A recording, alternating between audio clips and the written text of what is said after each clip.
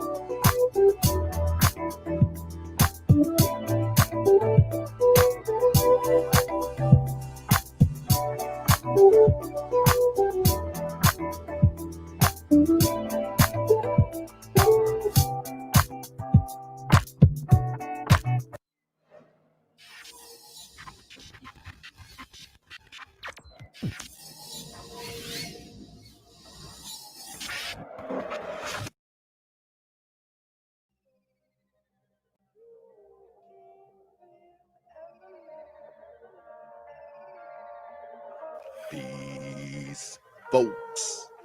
This is X from TPOT Media. Open your mind and wake your black ass up. You know what time it is. Hit that damn like button as you make your way in the door. Grab a seat, settle in, get ready.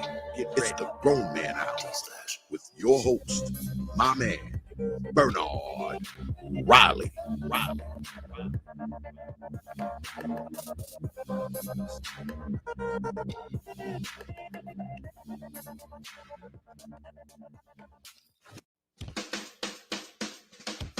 Hey, what's up, everybody? This is Mumia Obsidian Ali. You know who I am. I need no introduction, right? And you're listening to the Grown Man Hour with my man Bernard Riley, heard weekdays right here on YouTube. What do you think about that? How about that? Now let's get back on with the show. Thank you.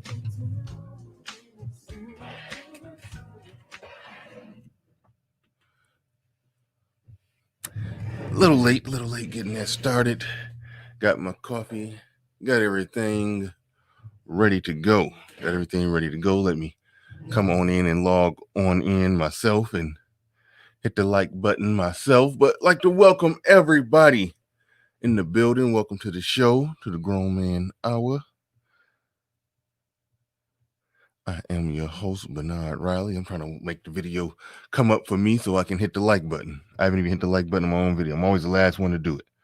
But I see out of the 19 people in the building, 18 hit the thumbs up. One hater came in and hit the thumbs down.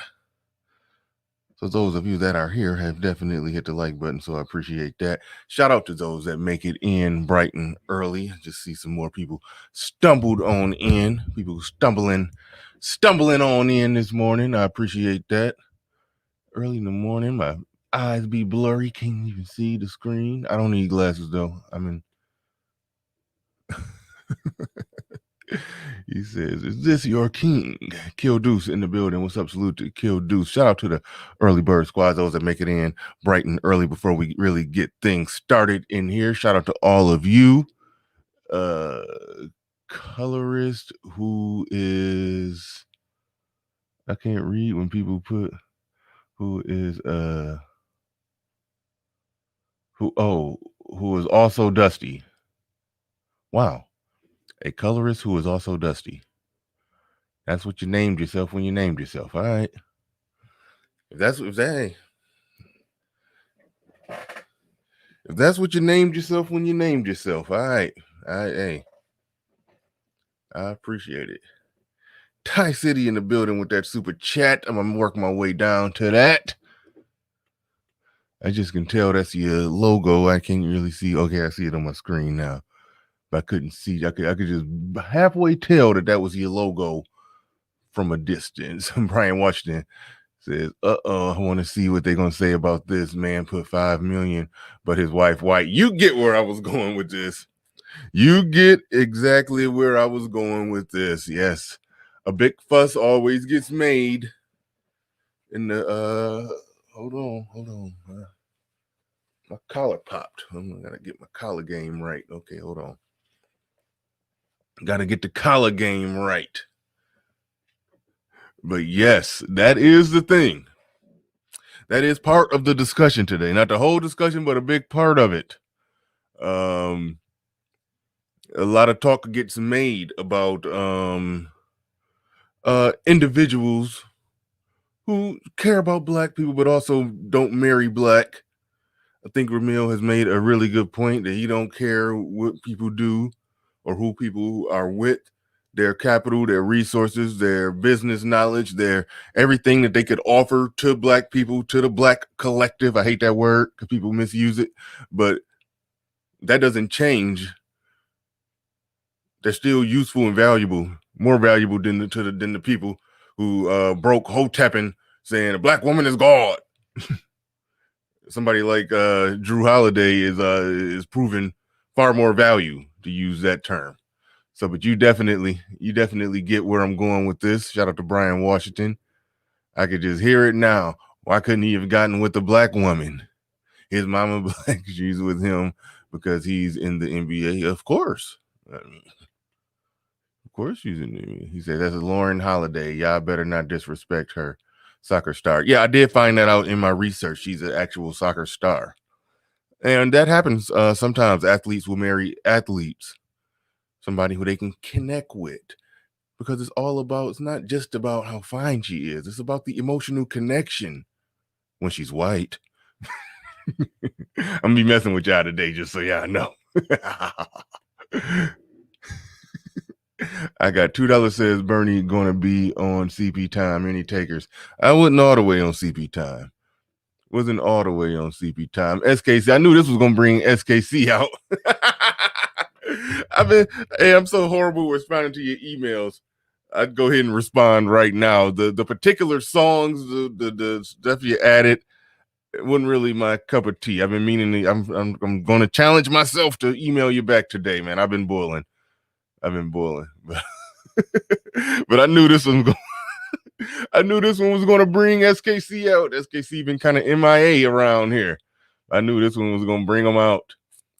Yeah, I think he saved himself by being married to a white woman. I think he saved himself by being in the NBA and having a $26 million contract, of which reports show that he's going to be donating the remainder of it to black businesses. I'll read the article momentarily. He's going to be donating at least, I heard an NBA announcer do the math, because I don't know when their fiscal year ends in the NBA or whatever, or how it works.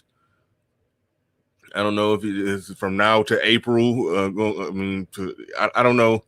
I don't know how that works, but I know somebody in the NBA, an important person who reported it, said it's going to amount to about $5 million of his $26 million salary. $26 million a year salary will be going to black businesses and initiatives. I'll get into that initiative part because there was some mumbo jumbo about social inequity, social justice, injustice, and all of that. Yeah, I know that really don't pique my interest that much, but I do indeed, put a fist in the air if I see somebody donating to small black businesses. I do put a fist in the air for that. That's one area where I do get all the way pro. That's the only area where I think we all should be just a little pro-black, have just a little black power mindset when it comes to something like that.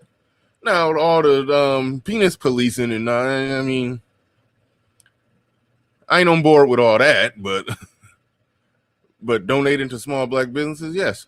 You know, I think you got to make a ridiculous longevity argument, which is okay to make, but you're making a long-winded longevity argument if you're talking about somebody having biracial kids who might grow up and not marry black, and then whatever fortune that you have amassed will end up into the hands of people who are more than 75% non-black, which means that wealth is not in the black community. Shout out to Fantastic and many others who have pointed this out. What is Oprah's wealth doing for the black community? What is Michael Jordan's wealth doing for the black community?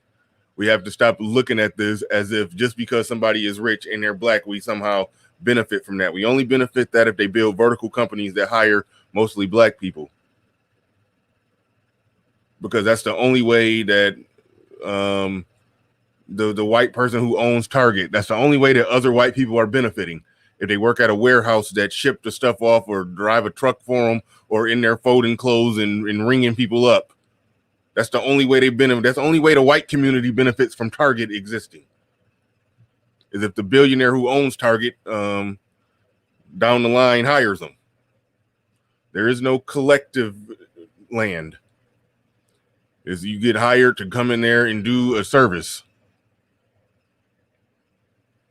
And in a capitalist environment, and in a post-civil rights era environment, it's illegal to not hire certain people based off their race. So in a capitalist environment, if black people did really build some big businesses, they would end up getting in trouble if they only hire black people. That's the funny thing about it.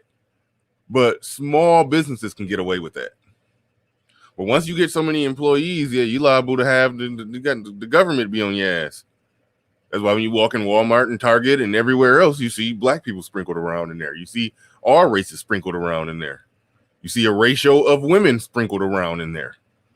But at the end of the day, the homeboy, Jrue Holiday, shout out to him. Shout out to him. That's coming with it. That's coming through. I got to salute that. But we're going to get into that. We're going to talk about that. The Logic Sphere in the building with the first super chat. I appreciate that Thai City in the building, been going ham on the sphere. I wasn't going to do an official response to what you've been saying, but I meant to touch on it on my previous show, so I'll touch on it right now. You are making some good points, but with all the time when you do your little go in on the sphere, I feel like you make an overreach. You know, it's like you're like, okay, that's a good point. He reached on that one. Okay, he started off good. There go the reach. Or sometimes you might start out with a reach, and then you will gradually make it make sense once the stream get going. It was two problems. I can't remember the other one. The first problem I had with your stream is that the way you started off, you said, how did you word that? You said, look, man, I don't got no problem with Kevin Samuels, Obsidian, Jessica X, Bernard Riley, or Sister George. Like, did you just lump me in with Sister George? I understand why you lumped Jessica X in there, because you made a good case on how it's all about numbers, and she got the numbers, so she's in that circle. She's official. I understood that argument. But Sister George, you gonna lump me in there? No, she ain't gang. No, she not. You be calling them the big homies like they running stuff. They ain't calling shots around here. People go there to argue with them. They did a good job building a channel in the belly of the beast. They're the resistance fighting against the Manosphere, and the Manosphere likes to go there and argue. 90% of their audience disagree with them and go there to argue with them. You making it seem like dudes just going in there to sit Indian style and then sitting Indian style on the floor like this, just learning at the feet of concrete roads. Like, that ain't what's going on. If you're gonna talk about the hierarchy Obsidian was laying out, and if Obsidian, what he says matters, then this is what he said about the broke down woman's perspective. he said that they are essentially like the breakdown of woman's perspective is like the annoying, bratty little sister to the manosphere. Like they at the kids' table. Don't elevate them just so you can charge dudes up with following the lead of women. Like that part, I was like, that's where you be reaching. But when you were putting Jessica X in there, I felt like that was a reach at first, but I was like, he got a point with because a case was made that it's the numbers is what will give you the crown, and so she killing it with the numbers. So I couldn't argue with your assessment, saying that she in that top dog circle. I ain't in the top dog circle, but I am attached to Obsidian. I mean, y'all know me in Obsidian's history. I ain't in the top dog circle like that. But I was, lumped in and included. But I was like, all right, I'll take it. Whatever. Like, whoa, Sister George? What? Nigga, what? Like, that's where I felt like you was reaching. And when you played the clips of Obsidian talking about the hierarchy and bow down, I've heard him say that too. Bow down and submit to those who's proven that they know what they're doing. Bow down and submit. Fall in line. Like he said that on my show, and I was like, hey, what does this bowing down consist of? I've asked him that question. Like, whoa, what do we got to do in this bowing down and submitting? What you talking about here? And he said, do what works. Okay, what do you mean by that? He's laid out his case as to what he think people need to do, and yeah, it did involve a lot of falling in line behind Kevin Samuels. So you wasn't wrong in that. I just don't know exactly what all of that exactly entailed. And that's something that I tried to ask Obsidian about myself. Like, what are you talking about? Another area where you went wrong with your tough love to the Manosphere is that you pretended like everybody that, like, I think I could be wrong because I was in and out, but it sounded like you was saying either Ed or somebody else just was like full of just, okay, cool. Let's, just like they're like people was just hunky dory, get in line and bow down and submit and do this or do that. Like, no, I don't think nobody, like Obsidian was laying out his declaration, his manifesto, and people was just like, and then the conversation moved forward. And I think most people disagreed with the bowing down thing because I don't know what that entails. I yield to people who got knowledge, just like I yielded to you when it came to camera work. When I do decide to get rid of this Nikon, whatever it's called, I'll probably be getting the exact same camera that you got with the exact same lens. Either that or Mediocre Tutorials and Reviews put his camera in lens in the caption of every one of his videos. So I probably either go get exactly what he got on his, or I'll call you and bow down to your knowledge and wisdom on the camera work. There's other people that I've had private conversations with that had specific knowledge and insights on a few things. I've talked to Ang, like I got this speaker. I didn't understand how people was able to do their show and hear their audience without having an earpiece, because I don't like having stuff in my ears or my head. I about that. He told me and he explained it. I didn't understand it then, but I eventually figured out how to make it work.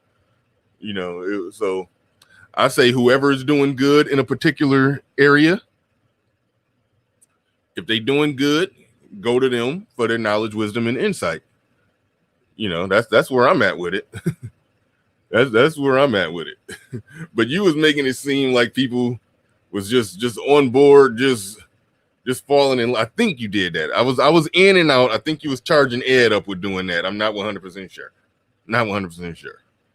Those are two areas where I was like, come on, Ty City. But overall, you was killing it. You was killing it. It was you was saying some good stuff. But Sister George, nigga, don't lump her in, man. They at the kids' table still, man. Come on now.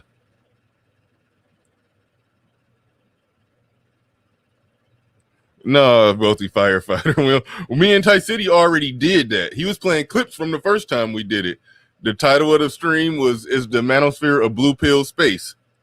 So yeah, that stream kind of already happened. The one that you suggested that need to happen. We already kind of did that.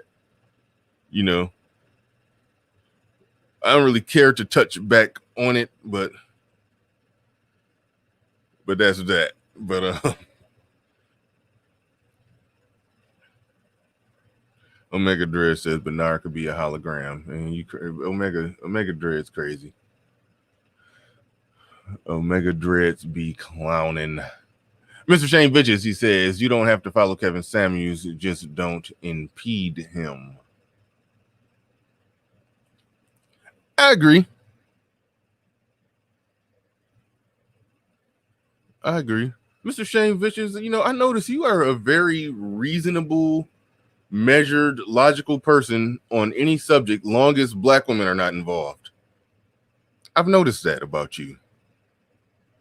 You will, yeah, I've noticed that. That's interesting. If it's black women, if the subject is black women, then you just all reason, logic, all of that goes flying out the window. But any other subject, like when I was talking about how the NFL was overdoing it on the diversity advertisements, where they had multiple mixed race couples, said something about a stepdaddy cooking breakfast in the like it literally said that at this house there's a stepdaddy breakfast buffet, and they shows a black man who was making breakfast for his non-black step kids. Then they showed I found out some sheik, not Muslim, not well, they probably was Muslim, but I don't know how it worked. But some sheik brothers in there, wearing Denver Broncos colored turbans, rooting and cheering and going crazy about watching the Denver Broncos. I'm like, that is not your fan base. What are y'all doing? And Mr. Shane Bitch was like, I see nothing wrong there. If they live in Denver, why wouldn't they be Denver Broncos fans? Like, you ain't never seen no chic Denver Bronco fan wearing a Denver Bronco jersey with a turban on. You've never seen that. Cut it out. But he's very liberal, reasonable, very reaching, and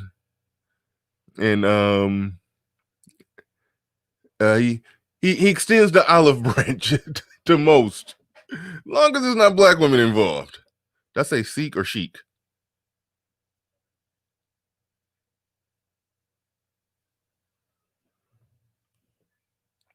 Really, gay, bae? No, I'm just a zealot now. Let's somebody come look at this. Logical / reasonable equals agree with Bernard. Yes, I just pull out the rhetorical battle axe of shame on anyone who disagrees with me. I'm that person. I don't allow disagreement around here. Okay. Sure, gay, bae. Sure. Shame on you, man. Shame on you, gay, bae. How dare? I just say the guy, Mr. Shane Vicious, when it's not involving black women, he thinks he's a little more even kiltered, even tempered, and a little more, reasonable and rational and liberal in his thought process. That's all I'm saying. I just wanted to make the point that I wasn't making up the things I was saying. Edward tried to make me look crazy.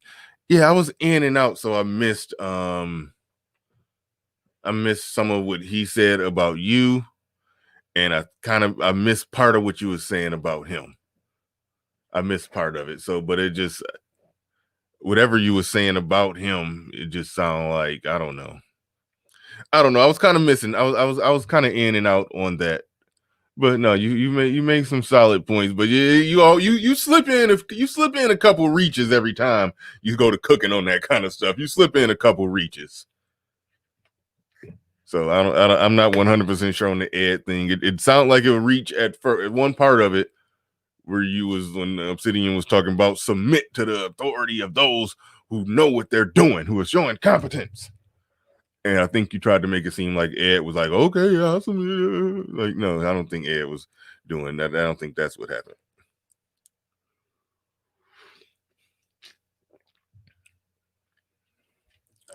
I think what was happening is Obsidian was laying out his manifesto that people are not exactly, I don't know why I'm calling it manifesto, Obsidian was he was laying out what he think it should be. He was trying to lay out the law as he see it, and nobody was exactly marching in line with that. And I don't know, it seemed like you were trying to make it seem as if people were marching in line with that. But it was just a matter of Obsidian said it, people either was silent or disagreed, and then went about their business and did their normal content. But so I don't know, it just came off like you were saying that he was lining Negroes up. He said, is a Jessica X reaching? No, well, partially. Shout out to Osama. I'm gonna get on that. Shout out to Osama Abdul. He says, my brother BR, most rational in the game, 2020 rookie of the year. I appreciate that, Osama.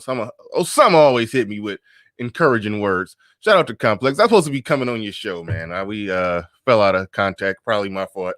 I probably missed a call or didn't return a text because I'd be doing that sometimes. I got to go check my emails but man, I do. Yeah, we do got to get that together. I told you we was doing something on your show, so we definitely do got to do that. 7 Granules owns the 2.0 space. LOL. The X lady is your queen. My position on what she got going on right there, I've given said the same thing about what the numbers. That's why you wasn't exactly reaching on the Jessica X thing. But she got a unique thing going on there where she's figured out how to get women with 100K subs to respond to her. And they're responding to her for the same reason that a lot of them Negroes flocked over there initially. It's the avatar and the accent and being British and blackish. It's triggering the women. At first, it triggered something in the men. And, ooh, I got to go over there and look at this. Now she's figured out a way how to trigger something in the women to where now they got to go over there and argue with her. She killing it as a content. I mean, I got to respect the content strategy. She's figuring out a way to get essentially bigger than what's going on. Like, okay, she started out, it was mostly a Manosphere audience. Okay, mostly a Manosphere audience. I don't know if y'all noticed, one of the times when Chrissy was on the air, Jessica X started going in on Chrissy. Then Chrissy's audience was like, this British blackish chick over there talking junk about you. And then Chrissy started, oh, I don't care what that little British blackish is saying. They won't call her British and blackish. That's what I call her. But and I'm cool with her. I say it affectionately. Say it affectionately. But the British blackish, they was over there talking about how the British blackish chick, Chrissy, is over there talking junk about you. And Chrissy started talking junk about her. So they both live on the air talking junk about each other. And Chrissy sitting there like, don't go over there on her channel. Don't hop on her panel. Don't do nah, leave nah, let's just ignore that. No, let's just ignore that chick. Right when Chrissy's saying that, I've sat there and saw Chrissy audience go from 1,500 to 1,100. I saw Jessica X audience go from like 500 to 900. It happened right there. So I was like, ooh, that's a content strategy for that ass right there. She just siphoned that audience just like that. I was like, whoa. She just siphoned the hell out of her audience. It was amazing. So content strategy wise, she killing the game. And then She-Ra 7 made a de facto response video. And now She-Ra 7 people over there arguing with her. I know when she made her video responding to the pink pill, I know her audience came over there. Now she just got it's a not ongoing cat fight that's going on between those women with 100K subs, their audience, in a cat fight with Jessica X, and men are pulling up a chair to watch. I mean, she figured the game out. Content strategy wise, I can't knock it. But she ain't pulling rank calling shots and ain't got no authority in this mug. She ain't telling, she just figured the game out. she figured the YouTube thing out. She monetized a picture. She monetized a picture and a voice and got dudes to come over there and watch, and then use the same picture and the same voice and the same words, because you got to give her credit for what's up here. You got to give her credit for that. She figured out how to add in just the words that she's saying. She's a quick study. She in this space. She soaked up all the information, and she know how to spit it out, regurgitate it, and debate it better than probably 90% of the men around here. So in that sense, yeah, she's winning. She's proven that she's worth her salt as a content creator. That part can't be questioned. She came in here, she soaked up the information and spit it back out, quick witted, witty, very cunning, and she killing it. She killing it.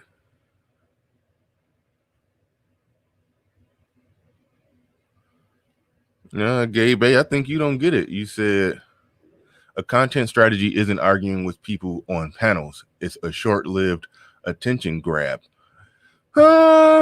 Possibly. It's yet to be determined, because when she get out of this I don't even know what to call it, but this little part of what she's doing, where she's arguing with the audience of bigger female content creators, what's going to be the end result of that? Is she just going to have an audience of women that don't like her, or will those women that don't like her gradually just stop coming, or can she keep that going? I mean, it's yet to be determined whether or not she could truly keep that going. Like, she went from Pink Pill to Chrissy to Tanya TKO to She-Ra 7. She gonna run out of people to whose audience to argue with. But again, she could. So it depends on how long. I mean, right now her strategy has been impeccable as far as just getting the audience, getting the numbers. Her strategy has been impeccable, but I think it's a fair point on how can she maintain it. That's a fair point, but that's something for her to figure out in the future. That ain't got nothing to do with me. I don't plot and strategize for somebody else's channel, but I can see what she did and how she did it, and it worked. It worked. So as a content creator, I've said before that everybody who flocked over there initially just based off avatar and voice, I was like, y'all looked goofy. Y'all should have required that she cammed up. If the only reason y'all was there was because of how she looked, then y'all should have required that she proved that that's how she looked. But right now, she's put in enough work as just a content creator with a content strategy that puts butts in the seats, male and female, to where right now is like, it don't matter. Yes, she's never cammed up, but guess what? Her show now is about her arguing with who? Uncammed up women. Brilliant. Nobody's cammed up. Nobody's cammed up, and men aren't even required for that cat fight to happen. Some men just sitting back, just eating popcorn, watching the women argue. But no, she figured it out, man. She won. She knocked it out the park. Now she ain't got no. She don't be talking. That's where you reach. She got authority over here. She calling shots. She running the spear. She the leader of the spear. No, she got a. She has the combination of her being just who she is, a woman from another country with a sexy accent and a sexy avatar. It puts her in a position where it's easier for her to get outside of the Manosphere. It puts her in a position where she could trigger Chrissy and She-Ra 7 to respond to her. It puts her in a position where their audiences want to come over and argue with her. And all of that, the way she worked, all of that put her in a position to where she is able to, she's able to reach outside of it. Sort of like how the uniqueness of Kevin Samuels, he hit 15K live viewers. Now, does that mean the manosphere ain't that big? Let's just make that very clear. Manosphere don't show up 15K live viewers strong like, what's up? We in this bitch. No, we ain't that big. We ain't that big. Like, I woke up this morning and looked, and that video that he did last night already at 92K total views. Manosphere ain't that big. So when somebody start blowing up like that, the algorithm is sending them outside of the manosphere. And so if Chrissy, Shira 7, Pink Pill, Tanya TKO, all their audiences are outside of the manosphere, Jessica X in her own way is growing outside of the manosphere. Now, it's interesting. It's very interesting, and I need to fix my camera work. I did some, damn it. Yeah, I made an adjustment that got it a little too dark and too grainy. I got to fix that. Yeah, it's going to be like this for the rest of the show. Oh, well. But yeah, she worked a hell of a content strategy to put her outside of the manosphere. And Kevin Samuels, the uniqueness of what he's doing over there, the algorithm has him with an audience outside of the manosphere. Now, still men there, don't get it twisted. It's still men there. It's still men supporting it with the super chats, but it's men who were not involved with the manosphere. The manosphere ain't that deep. Even O'Shea, at his biggest with the Sunday Rumbles, remember, he only could get it's funny how now we talking about only 22K live viewers. I mean 2200 live viewers. I think that was O'Shea's max with a manosphere topic and a manosphere audience. O'Shea peaked out at around 22 to 2500 live viewers. You know. So yeah, it's a different ball game she playing in. I don't think her numbers are strictly the manosphere at this point. So she's growing outside of it. And when she got to figure out her next move or next step to maintain those numbers, because I think a lot of her numbers that are coming in are people who disagree with her and want to fight with her. But that can work too. Because a lot of Kevin Samuels numbers, you got to think, a lot of people, probably male and female, well, we know female, but probably a lot of men too, coming in to either to disagree or just sit back and disagree, but just can't wait. Got to hear what he gonna say next. You know, that Howard Stern effect. Roland Martin talked about that.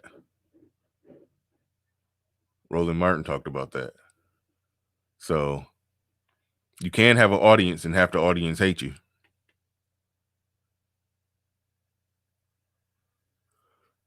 Shout out to Ty City, my man. He said, y'all need to hit Bernard pockets like y'all hit Jessica X purse. Yeah, man. Shout out to Ty City. Hey, they be making it rain over there, but hey, it is what it is. I've had some streams where, hey, I don't complain about the support from the manosphere. I had definite streams where brothers have come through. It's up and down. Sometimes it's low. Sometimes it's like, damn, I can't believe I made that much in one day. So hey, it's all good. It's all good. I ain't about to berate y'all, because yeah, y'all do show love. Y'all do show support. Grown man business in the building. Says hashtag men first. Shout out to GMB. But yeah, no, the manosphere do show support. But yeah. She been killing it. I mean, I can't knock the content strategy. I can't knock it. Like, I get it and I understand exactly how it all played out. How she was able to talk junk about the big wigs, no pun intended, because they all do wear wigs. Y'all get it.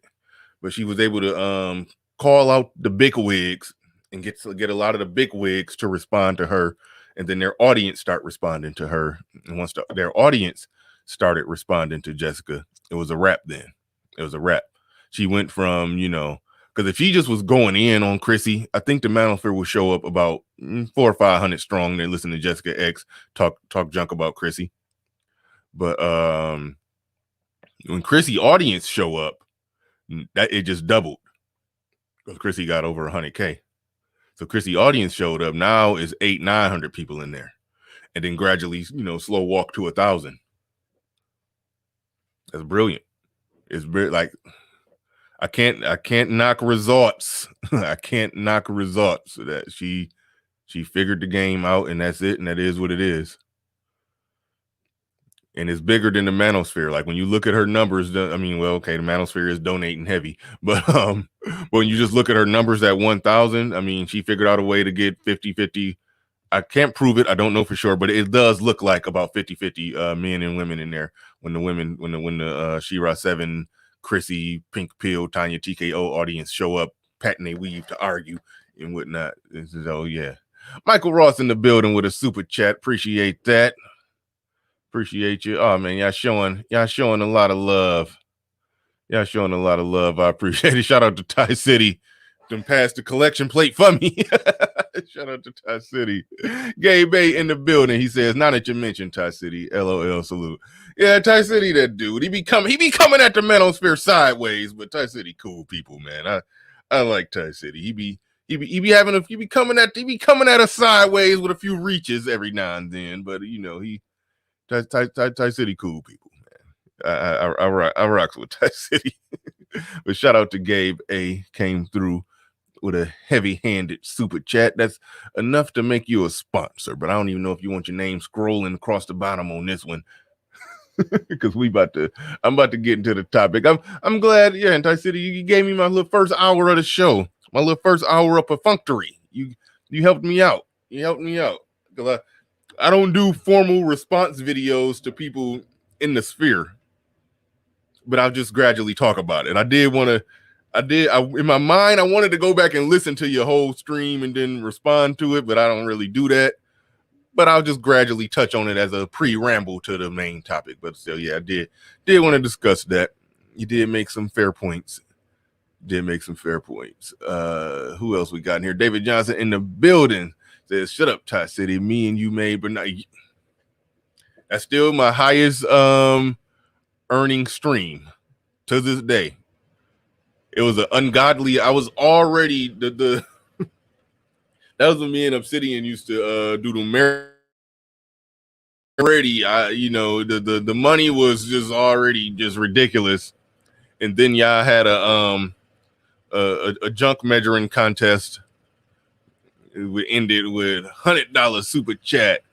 I raise you $100. You broke ass mother. Here go another $100. I ain't broke. You broke. Another $100. Okay, $200. I'm like, stop. That's enough. I had to stop you. I had to end the stream. It was turning into an embarrassment of riches over there. Yeah, it was too much. I had to stop the stream. Obsidian was trying to keep going. After the time I was like, all right, I'm about to wrap it up. He'd cut me up. Whoa, one more thing, Bernie.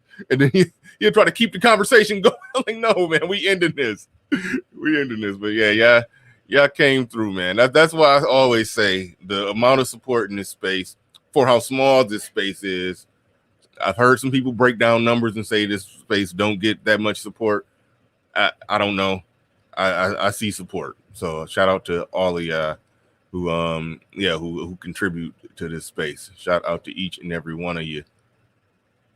Who else we had in the building? Osworld in the building. What's going on? Please salute and shout out to you. And the Mac the Trucker in the building. Hashtag Ty City was 80% right. I give up. Hashtag Ty City was 80% right. Don't lump Sister George in there no more. She ain't a part of the hierarchy. They are the annoying, bratty little sisters to the Manosphere. They're at the kids' table. Do not try to put them on a throne. They ain't part of the squad. Nobody consults with them. I don't think they get in any private meetings.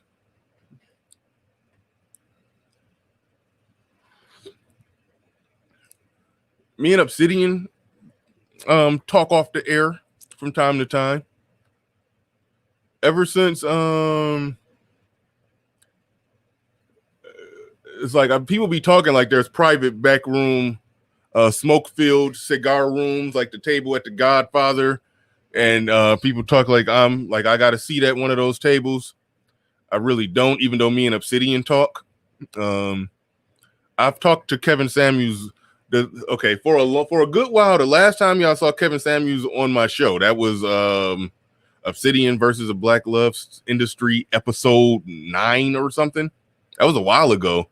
That was literally the last time I actually had a conversation with Kevin Samuels.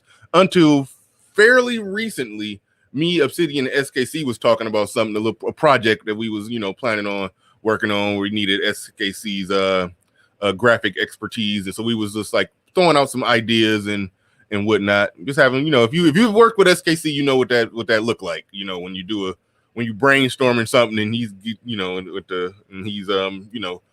you basically sharing the idea so he can see about making some graphics or something for you.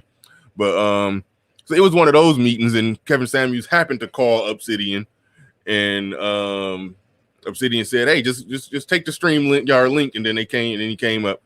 So these private backroom, smoke-filled rooms, meetings that y'all talking about that go on in the Manosphere with the hierarchy that Sister George is allegedly a part of, I don't get in those meetings. So let me just say that right there. Let me just say that if these smoke-filled meetings, I do believe O'Shea and Obsidian talks regularly, and Kevin Samuels and Obsidian talk regularly, and it makes sense that those three guys would talk regularly. But I don't, if they having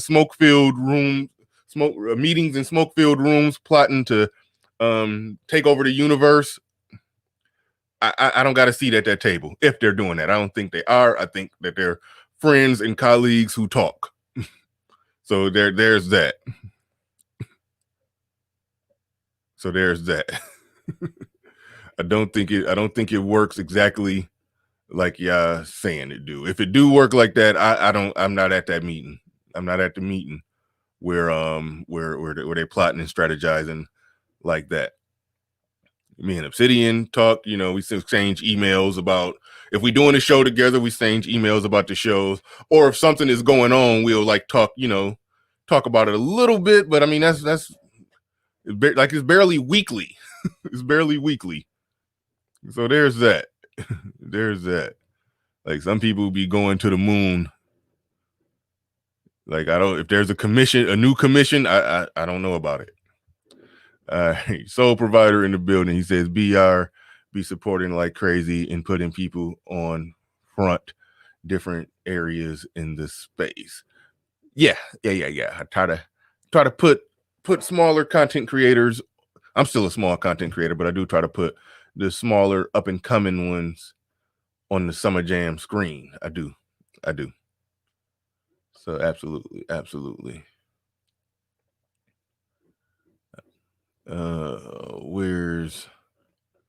I think I saw something else. Kill Deuce in the building. He says BR has the most unique topics in the Manosphere. Wow, I'm shocked somebody said that. I criticize my own topics. I be thinking, my topics ain't quite good. BR Tie City just likes to start ish in the Manosphere. Yeah, I know he do. He even changed his name to Logic Sphere. And Bernard, my first response was 3. Oh, my bad.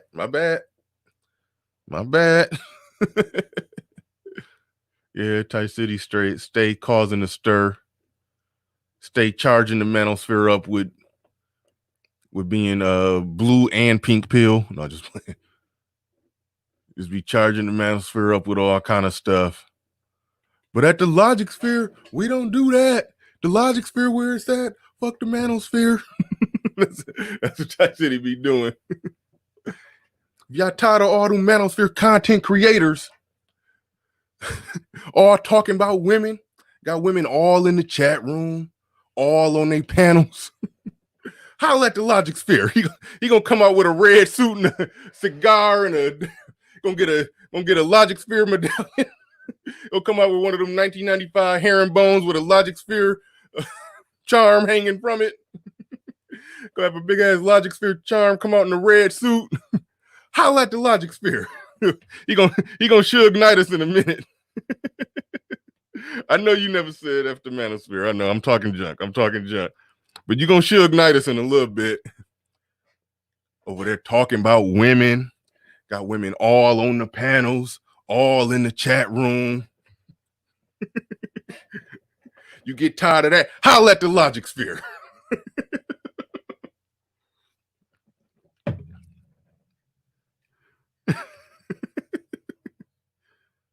That's what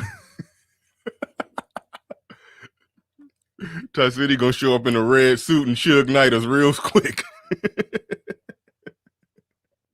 Minister Jap put the smack down on the popes yesterday, though. Man, I do not be listening to Minister Jap. I mean, I get his alerts. Is he always come on? I mean, I'm always busy. I never really get a chance. I mean, for some reason, when he on, I always got something going on. I don't really get a chance to listen. So I don't know what's been going on with him. I know he's been going in on the German Shepherds, and I know he had something going on with the popes where they came at him. So there's that.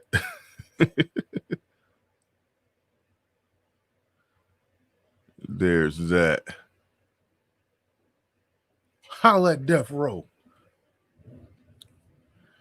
You got to get that Logic Sphere medallion, man, and put it on a 1995, one of them thick 95 herringbones.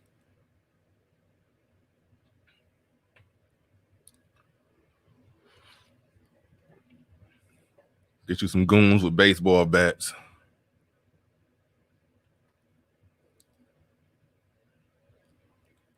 All right, let me get on the topic.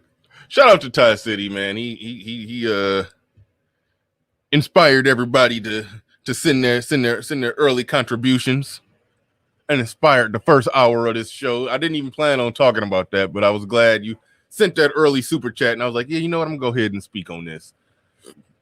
You prompted me to speak on it, but now I'm about to get into the main topic.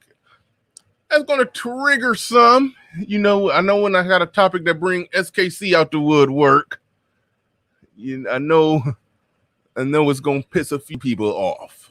But where is it? Where is it? There it is. There it is. Hold on. Hold up. Hold up. Wait. Hold on. Here we go. Here we go. Here we go. Where are we at? Yeah, I don't want it that big. Yeah, that's better. That's better. But thank you to everybody who's contributed.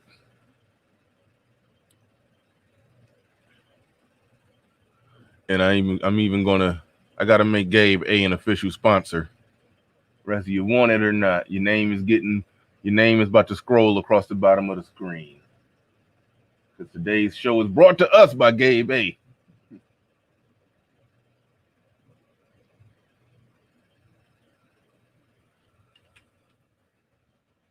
Hold on.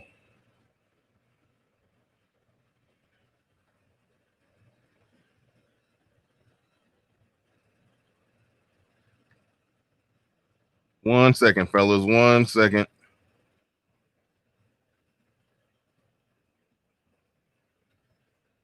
$50 makes you a sponsor. There it is.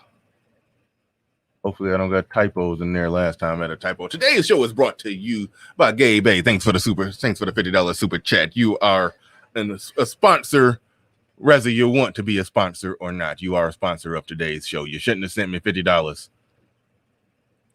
That makes you a sponsor. But to the topic that's going to trigger some people is Jrue Holiday gives the rest of his 2020 salary, as you can see it right there in bold print. You should be able to see. Yeah, everybody can see that. He says he gives the rest of his 2020 salary to Black-owned businesses and non-profits. Right on. Pro-Black. Fist in the air. Absolutely, positively. Oh, he got a white wife. Goddamn. Okay, we gonna talk about that one. And the NBA star and wife Lauren Holiday donate the remainder of his salary. Keep in mind they said his salary, but you're gonna when he talk about it, we're gonna hear what he say. But hold on, NBA star and wife Lauren Holiday donate the remainder of his salary to help those in need amid the pandemic. And there's Jrue Holiday and his wife. Now, One thing worth noting. Why people be touting SYSBM and this and that and all of that. I would be remiss if I didn't point out she is kind of looking like a little basic Becky, like 5 years away from being a Karen in this picture. That is worth acknowledging. Now this picture, okay, I mean, yeah, she got, she I'll give it to her in this picture. I mean, she's 33. I looked up her age. She's 33. She post walling, married an NBA player. I forgot when they got married. But either way it goes, she ain't all that bad. But that's his wife and he loves her. And they connect because they're both athletes and they have an emotional and spiritual connection with each other. And all of that matters and all of that is important when the woman is white. When she's white, all of that matters. She was black, then this would just be a straggle daggle taking his money and resources. But she's white. She's white, so it's all right. But no, that's his wife. That's his wife. And let me read what the article says. Mr. Shane Vicious, I believe she had cancer, Bernard. Huh. Didn't know that. It says Jrue Holiday and his wife Lauren Holiday are lending a helping hand this holiday season. The couple announced that they will be donating the remaining of the basketball star's NBA salary to small Black-owned businesses and nonprofits. Their decision comes amid the COVID-19 pandemic and its devastating effect on so many small businesses across the country. I run a small business that actually is slowed down now, but when those stimulus checks hit, I got a bump. I got sold out. I got product on deck waiting for the next ones to drop. So the stimulus. So yeah. Some businesses do well. Some businesses fall by the wayside due to this COVID-19 situation. It's unfortunate, but it is what it is. The Milwaukee Bucks star shared his plan to donate salary and statement via Instagram on Saturday, December 19th, with the China. I need to quit saying that the actual name of the actual virus. So I'll say with the China flu pandemic and heightened racial injustices. That's where they get into some stuff where I know how I am about the racial injustice stuff. Is you in this country, you reach out and you grab and you fight for whatever the hell you want. You get it or you don't get it. And if you fight and roll up your sleeves and get in there and grind, you tend to get it. Mr. Shane Vicious with the good information. See how he brings so much good information when it ain't involving Black women. He got so much good information to add to the discussions when it's not involving Black women. But she went to UCLA with him. How about that? Met his wife in college. So they met when she was 22 and hotter, and then now she's 33 and went through some cancer. So I'm sitting there calling her a post-wall Karen, but she probably was hot back then. I mean, she was a soccer star. She played for the USA team, if I'm not mistaken. So yeah. And and it's other athletes. I got a funny story about another athlete to show you. The Buck star shared his plan to donate. Where was I at with the China flu and heightened racial injustice 2020? Many of us have been looking for answers.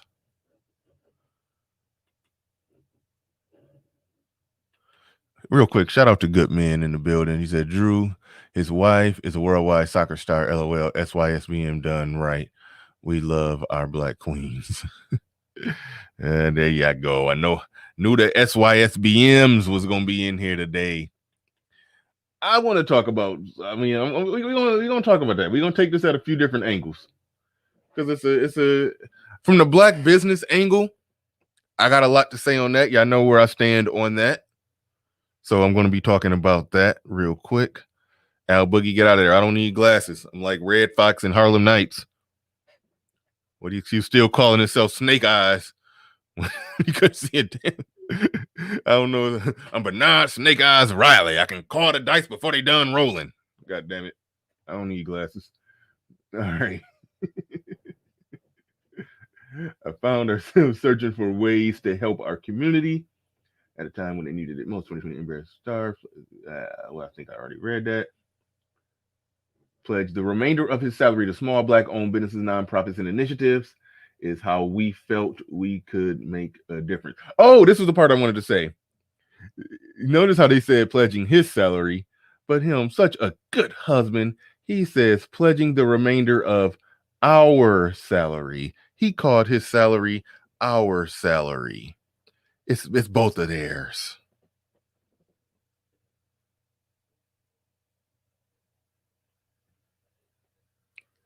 It's both of theirs.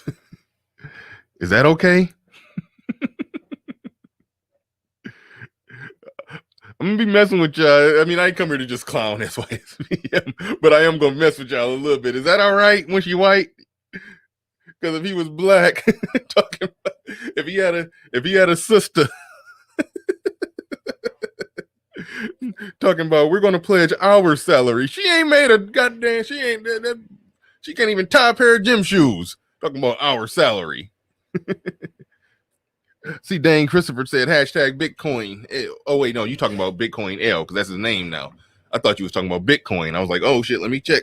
Bitcoin, yeah, Bitcoin did go up. Let me check. Threw a little bit of money on Bitcoin. Threw a little bit of money on it. Yeah, it's going up. Yeah, it's up. It's up. I'm in the black. I'm comfortably in the black. That's cool. Comfortably in the black. But, yeah. So is he simping with that our salary? Or is that okay because she's white? I'm just messing with you. No, but but he says we're pledging our salary. We're pledging the remainder of our 2020 NBA salary to small Black-owned businesses, nonprofits, and initiatives. How we felt we could make a lasting impact. The statement read. He's such a good husband to the white woman.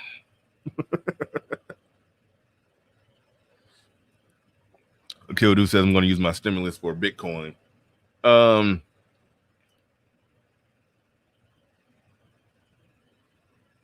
Logic Fear says, yeah, buying all-time highs.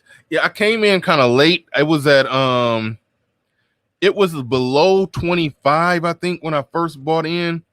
And then I bought and I put a little more on it when it was a little above 25. So yeah, I'm just buying in right now, letting it sit, and just hoping that I don't know if 2-3 years from now, would however long it take, if it's up to 50 someday, if it's up to 50,000 someday, I'm gonna wish that I would have bought in. So even if I'm not gonna profit from it, what you going to profit from it if you got in early, but I will profit something. But I'm trying to diversify and put a few things, a few other places. There's a major company. Okay, I'll go ahead and say it. The WWE, World Wrestling Entertainment. I put a little bit of money on that, and here's why. It's at it trended down to a not historic low, but as low as it's ever been in recent years for a number of different reasons. And I was like, dang, that has been down for a whole year. I just looked it up. I randomly was just looking at stocks and I was like, this seemed undervalued because it was only like, it was less than $40 a share, like 30 something. I don't know. It was 30 something per share. And I was like, this is an undervalued stock. So I did some Google searches on it. And yeah, all the experts were saying, yeah, this one seems very undervalued. So you got to think it's going to go back up. At its peak, it was at $90 a share. At its peak, it was at $90 a share, and it dropped somewhere in the 30s. And it's been floating around there for like a year. So I said, you know what? I'm just going to, the money that's just sitting in my savings, I'm going to put a little bit on that and just let it sit. Let it sit for a year, 2 years, 3 years, just see how long it sit. You know, if it get back up to 90, then okay, I just kind of tripled my money. Little stuff like that. If your money gonna sit in your savings anyway, you might as well let it sit somewhere where it could work for you. that's what I've had to get on lately. But yeah, no, Bitcoin is going crazy, and it's people who not in are in a bad situation where they could see it's growing, but the longer they wait and not get in, the more they probably, I understand them saying, nah, I'm not gonna get in. But it's almost like if you're gonna get in, you just need to get in right now.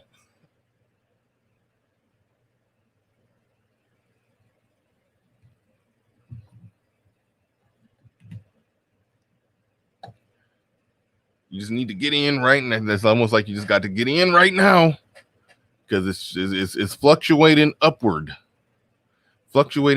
So I mean, yeah, you are, Ty City is right that some of y'all would be buying high.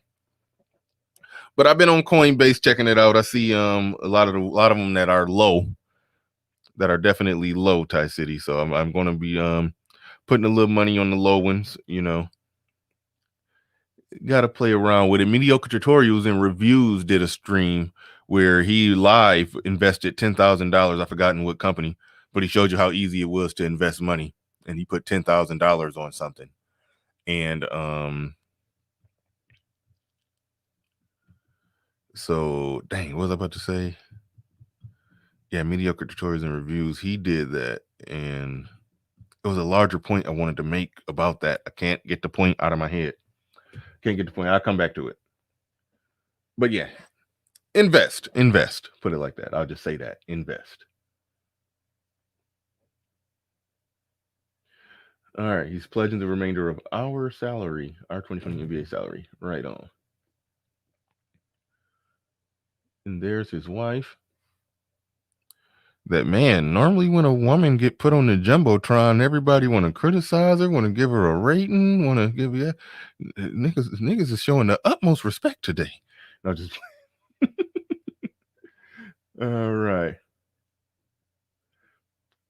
According to Google, 2020 worldwide searches for small business doubled compared to the previous year. They added, it's encouraging to know that in a time when we could all use a helping hand, we still searching for ways to help one another. Know that you are not alone in your search for answers. The basketball player didn't share the exact figure, even though somebody calculated that. I'll get into that. Didn't share the exact figure that he is donating, but according to Sport Track, he brings an annual average salary of 26 million. This isn't the first time the Holiday family makes a large contribution like this one. Earlier this year, while he was still playing for the New Orleans Pelicans, Holiday said he was donating the rest of his paycheck for the NBA's 2019-2020 season to help launch a social justice fund. So, you know, he's a philanthropist. That's cool. NBA star announced, okay, this is just another rehashing.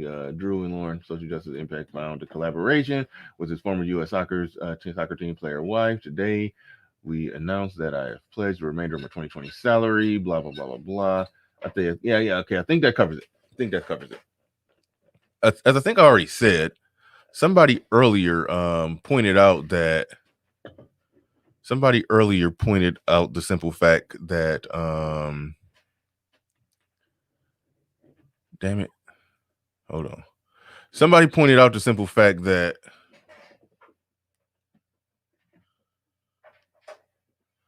oh, my bad, fellas. My bad. I got getting distracted by things. Okay.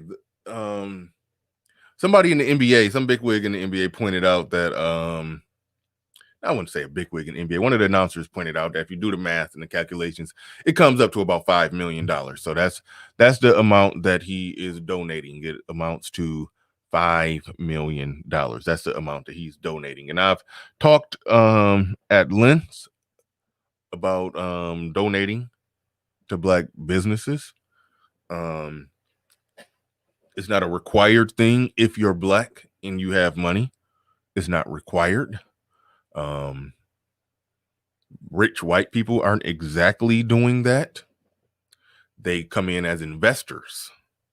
If they see a business that has potential, they're willing to put money behind it. And they become an investor and they collect dividends. That's when you invest in something, you get your little little piece of the pie back. That's how white people tend to do it. Black people have a church basket mentality when it comes to stuff like this.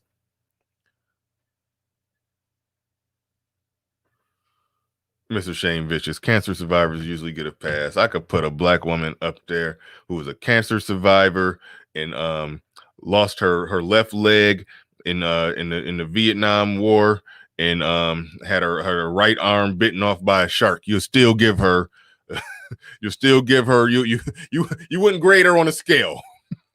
Peg leg and all. With 3rd-degree burns on half her body. She looked like about a 2 to me. But there goes Shane Vicious. Mr. Shane Vicious, if it's not a black woman, Mr. Shane Vicious gets very liberal and understanding.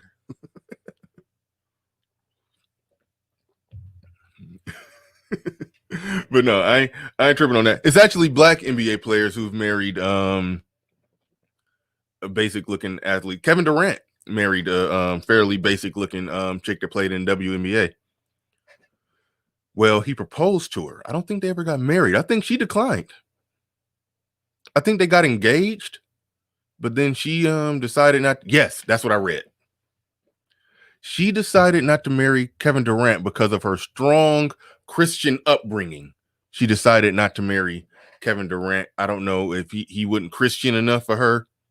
I don't know what it was or how it was or why it was, but I guess her worship of white Jesus led her away from following the lead of a black man who was literally the best player not literally, but arguably the best player in the NBA. I don't know who she holding out for LeBron. I don't know how you get engaged to Kevin Durant and then you don't go through with it because of A, B, C, and D. I don't know how that's possible. I don't know how that's possible. And she was average at best.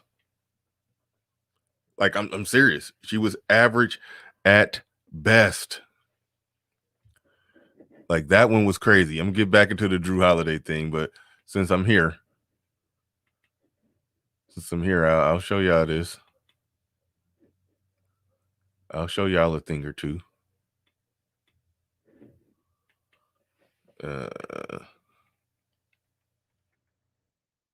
KD is not married. He proposed. He proposed to a chick and she said yes. Her name was Monica Wright. She's in the NBA. I mean, and I'm sorry, she was or is in the WNBA. Was or is in the WNBA. And Kevin Durant proposed to her and they were engaged, and the report has that her strong Christian upbringing had something to do with them not going through with the marriage. It had something to do with it. So give me a second. Let's check that out. Okay. Here she is. That's her right there, looking like Juana Man. No, I'm just playing. But that's her right there. Yeah, she look, average at best. You got a forehead on her. Y'all can see that?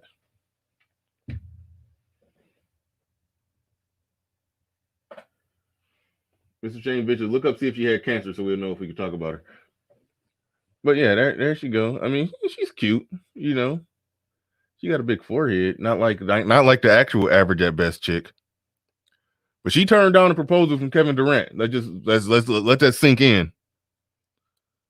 Like, I be sitting here rooting for them, and they just figure out a way to snatch defeat from the jaws of victory.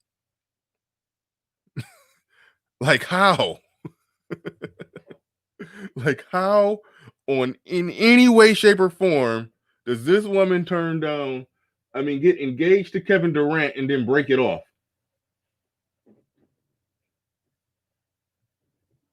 Houseway. That's not fair showing a picture of her playing basketball. Because if I showed a picture of Jrue Holiday's wife when she was out there playing soccer and all sweating and veiny, and you know them female athletes be looking, they turn into men for like 2 hours and go out there and compete. But for everybody that's, because I know there's going to be some people that are going to say, look, even these athletes,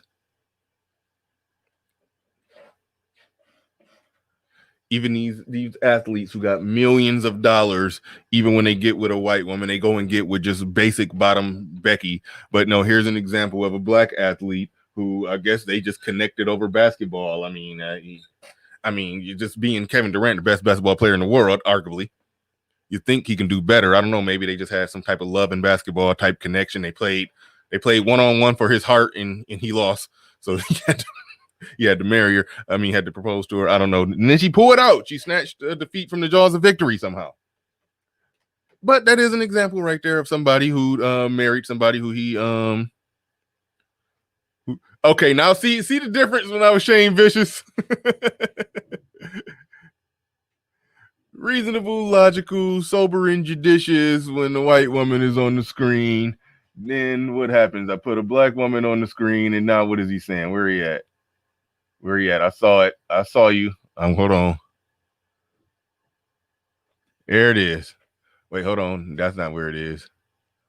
That's not where it is. I can't find your message. Okay. There it is. Oh, she probably a lesbian. You see how his whole energy changed? He went and did the research when it came to the white woman and Jrue, the average at best white woman when Jrue Holiday. Oh, they met at college. They were college sweethearts. She's a cancer survivor. You know, I put a black woman up there. Oh, she a lesbian. Like, come on, Shane Vicious. You proved my point that fast. How you change your complete tone when it's a black woman versus a white woman. I'm just trying to point out that yes, that for those who are going to try to say that, you know, because it's something that I'm surprised it didn't take off. At least not. There are certain individuals who, when they see things like a black man like Jrue Holiday donating money to black causes but married to a white woman, there are certain individuals that got a lot to say about that.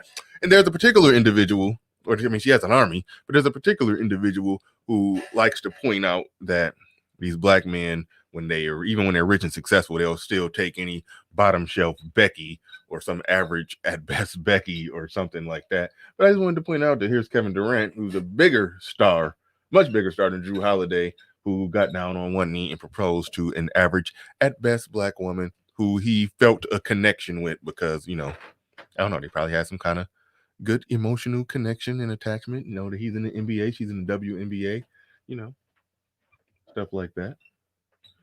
Don't charge brothers up with just going all out, donating or offering up all their wealth and resources to basic Beckies when there's examples of them doing it, doing the same thing with sisters. A darker skinned sister at that. LeBron James married his high school sweetheart. A lot of them do. Now, LeBron, from 18 to about, I think, 27 or 28, he went and lived his best life, was single. But then once he got to a certain point in his career, he went back and got her and married her. He married the chick that was with him before he had money, but he waited like 10 years. I respect that because he had to go and get it all out of his system. He probably still ain't got it all out, but he had to go and get it all out of his system. But like, okay, now let me put on my suit and be a family man. But he you know, he spent his 20s in the NBA. He spent it wilding. I'm just assuming. Kobe was the only one who allegedly didn't. Well, he got caught one historic time, but they say Kobe was the one who didn't go out and do nothing like that. Went out messing with the women. He, you know, got married young and was a family man to a non-black woman. But a lot of them brothers, they do be marrying their high school sweethearts and college sweethearts and all that. They do be doing that. But yeah, that's an example of a woman black woman hitting the lottery, winning early, as Kevin Samuels says. She definitely won early. Definitely won early and then just squandered it. Squandered it. Kevin Durant got paid like some ridiculous $40 million last year and didn't even play, couldn't even walk. I forgot what he tore, his Achilles, his ACL. He got paid $40 million to just lay down.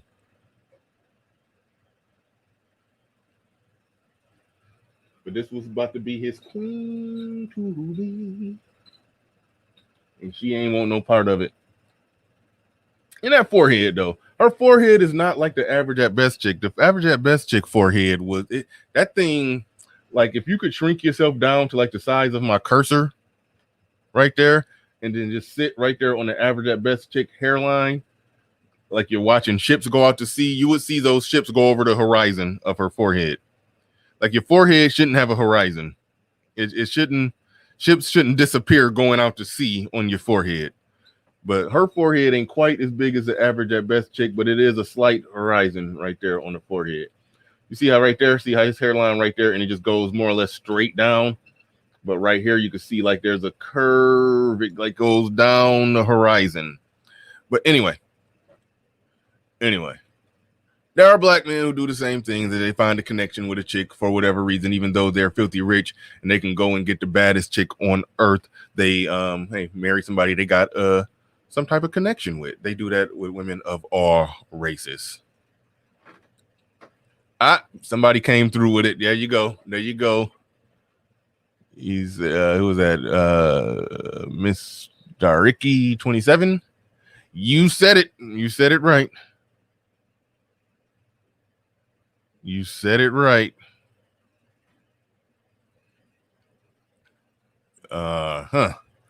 You left out Kobe got curved by Brandy. Dark-skinned sisters. Oh, yeah. Dark-skinned sisters curve game be strong, man. That's why I don't buy the colorism stuff, because every story that I've ever told y'all about women, it was, okay, not every story.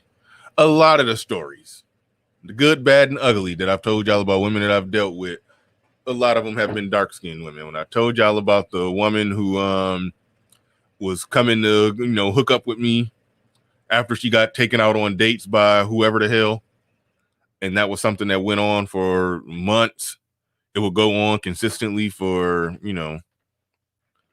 a few months, 6 months, and then she'd disappear, and then she'd show back up, and then she'd come over late at night and clothes look like she just got done with a date. And I'm like, damn, you just got off a date? Why you ain't messing with him? I mean, I told y'all that story already. Why you ain't having sex with him? You coming over here giving it up to me. I never spent a dime on her. That was a very, very darker than me. Very dark woman. Had options like that. And I've also been on the receiving end of that. The story I told you about the chick that would give me the runaround all month, but would get real agreeable about seeing me when she was on her period. Would come over and do a Netflix and chill on her period. She didn't want to have sex with me, but she had junk going on, for the non-period days when she was, giving me the runaround. Then, when she got on her period, she all of a sudden got agreeable and like, yeah, we can chill and watch a movie. And I'm like, oh hell yeah, bet. She had a fun ass. But so I'm like, hell yeah. But she come over with nothing going down. No sex in the champagne room, nothing. This woman was darker than, what did I say about a chick? She was darker than Whoopi Goldberg in a basement with no windows. That chick was dark. dark. But I liked her. She was cute. She was, I like a darker chick. Like if a chick dark and got like them little, okay, got to be real racial here. Chinese eyes on a dark skinned woman. Oh, that's sexy. That's sexy. She was a little sexy little something. But yeah, she was playing the shit out of me. Dark as hell. Like, yo, I don't buy that colorism stuff. They got options out there. They just mad because they light-skinned friend get to reject more dudes than they do. That's what I always say to the colorism chicks. They mad because they don't get to reject. They don't got as many ignored text messages as the as they light skinned. They don't get to ignore as many text messages as they light skinned friends. Darkness, everybody. What does somebody say? I've Bernard be busting down the thotties low key. No, I don't do that now. I'm a Christian. But not just playing. But no. I had a moment when my criteria post marriage where the criteria was really, really low, where I didn't mind scraping the bottom of the barrel. I was so eager to be getting some new vag. It was I was taking all comers. So I had a moment where that was happening, and then I was like, okay, I got to stop this. And then I got, a better, more reasonable standard of, so I got it in pocket. But no, I wouldn't. Ratchet chicks ain't me. I've heard some people, respected content creators in this space, say that they like ratchet women. I ain't going. They like the ghetto chicks. No, I ain't going. Have I hooked up with some? Yes. Do I actually want to be around them? No. Uh-oh. Black women are just like what they sit on. Uh-oh. They're all the same inside. Uh-oh.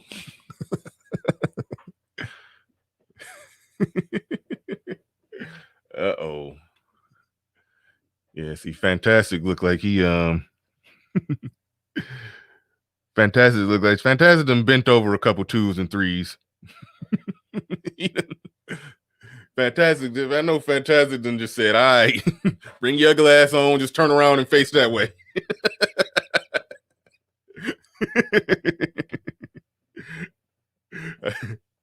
Tell me I'm lying, Fantastic.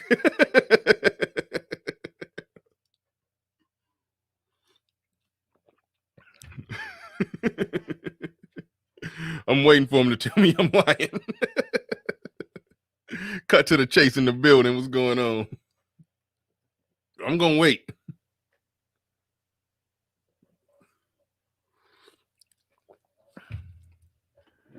Emin Perry says, "No, Bernard like them fat girl. I like them thick, and around here, I'm finding out some variations of thick is considered fat. But I let y'all have that argument because that 80% overweight or obesity rate is something that does need to get corrected. And when we try to say, nah, we like them thick, then a lot of the fat girls, start patting their weave, and they're like, they think it's okay to just stay fat. So there's that.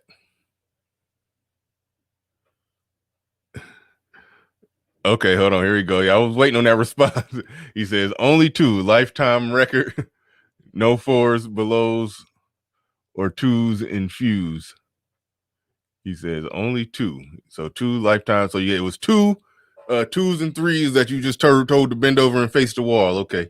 He says no 4s and belows or 2s infused. Okay. All right. I take your word. I've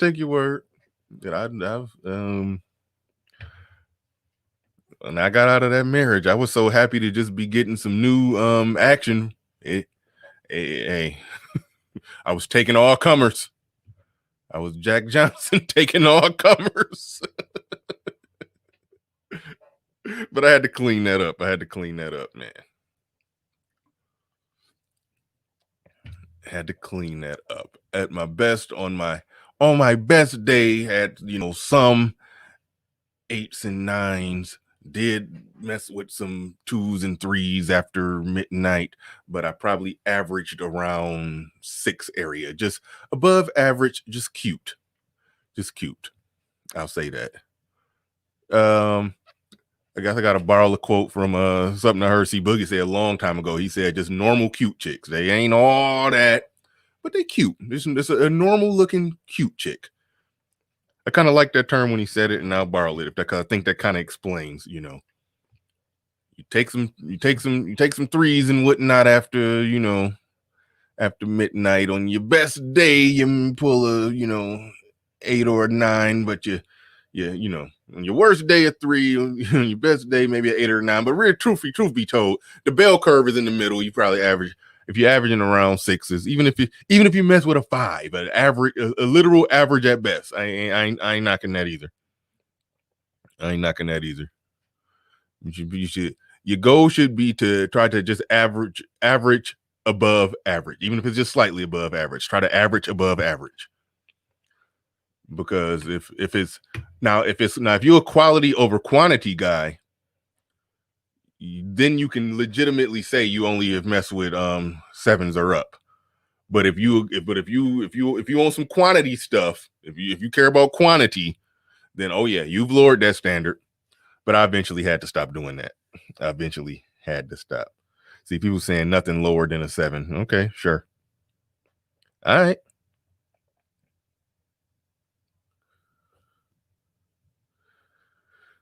All right. I ain't gonna knock you. I'm not gonna tell you you're lying, because I don't know your personal life. But I know most dudes, particularly black men, tend to lower their standard if they can consistently pull 6s. And if you don't understand how the scale work, a 6 is cute. She's above average. She's cute. If you can consistently pull 6s, or fairly consistently pull a cute chick, you still from time to time go below that, as far as just having some sex. That's how it is. But I did have to check that behavior, which I did check that behavior eventually. I'm with you, New. Said ninjas be lying like a hooker in a courtroom. Yep, every nigga on the internet only hit 8s, 9s, and dimes and make 6 figures. No, that's what they be on. No, I got no problem with saying yes. I've messed with some 3s. I got no problem admitting that. Not proud of it, but it happened. But on my best night, on my absolute best night, I've pulled some pretty attractive women. But on my average night, an above average looking cute chick in that 6 range. Got no problem admitting that.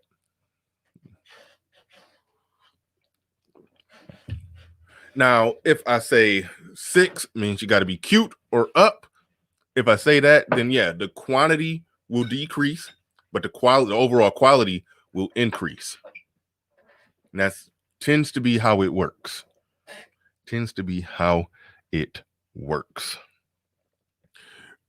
Oh man, y'all got me all down a rabbit hole.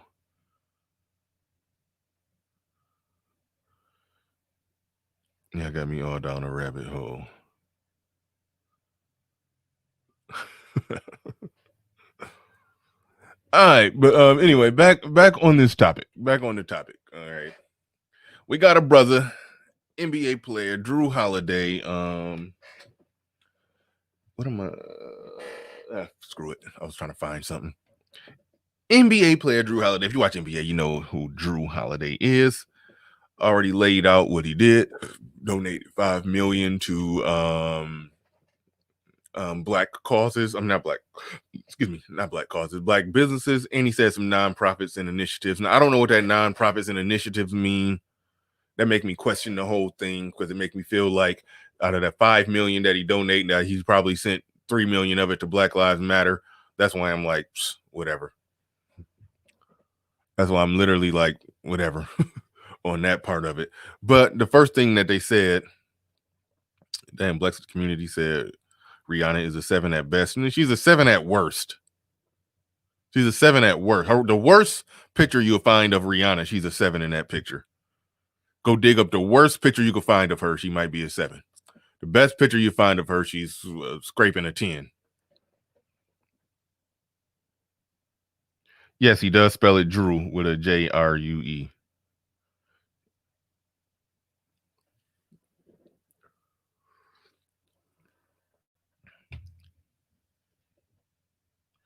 He said, David Johnson says, I've only had a few decent 6.5s, but they had great bodies though. Okay.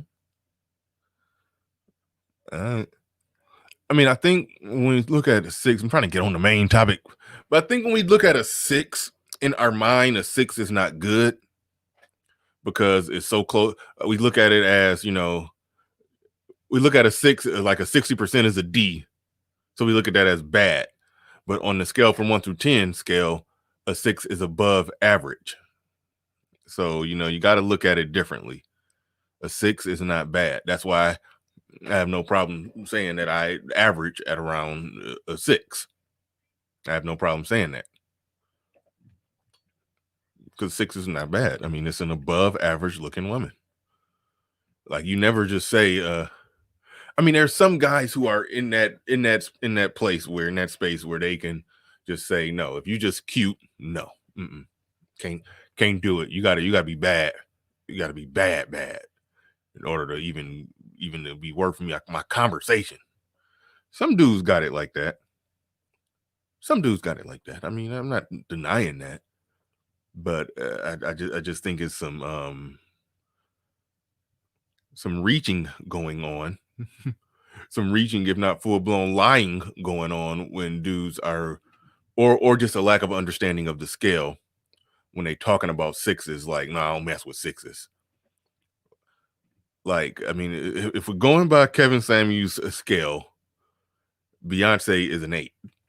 So if you only mess with 7s, 8s, 9s, and 10s, that means if you showed us a Rolodex catalog,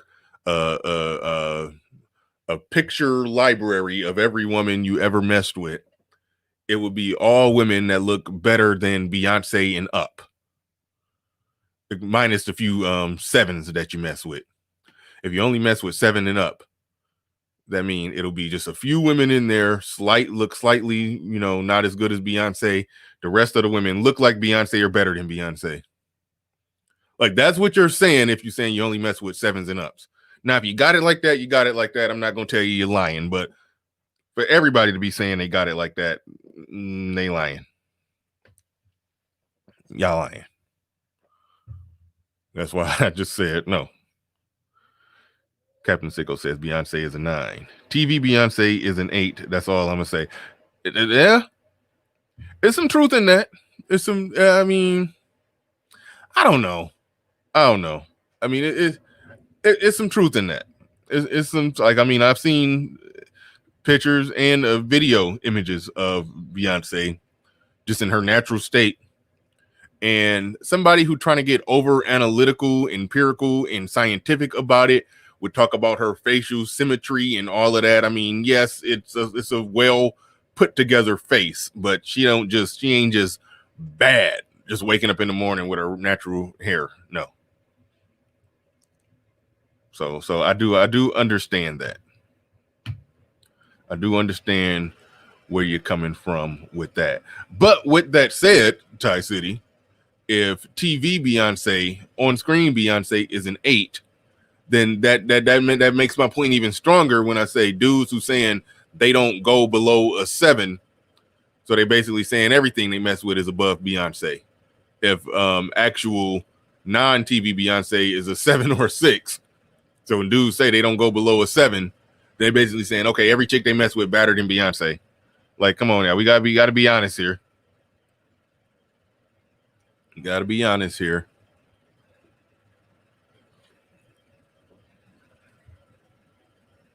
Sixes are above average, and above average looking woman is cute. So if you mess with a chick who was just cute, she looked nice. She wasn't ugly. She was just above average. She was cute. That's typically all it generally takes for a guy, for most men's interest to be piqued. She just have to cross the threshold of cute. And depending on where you at as a guy and your level of selectness, you may not even have to cross that threshold of cute. Or depending on what you're looking for and what time of night it is, you may not have to cross that threshold of cute. A lot of ugly women walking around with babies. All right, I'll leave it there. But Jrue Holiday. Jrue Holiday. Now, I've talked about how it is a thing. It is a thing with the black community that, keep in mind, rich, successful black people, they do not owe the community anything. Just like rich, successful white people, they don't owe the white community anything. The only thing that they owe the community, or anybody for that matter, if that rich, successful white person wants to get richer, you're probably going to need employees to get richer, which means you have to hire people. That's it. Hire people.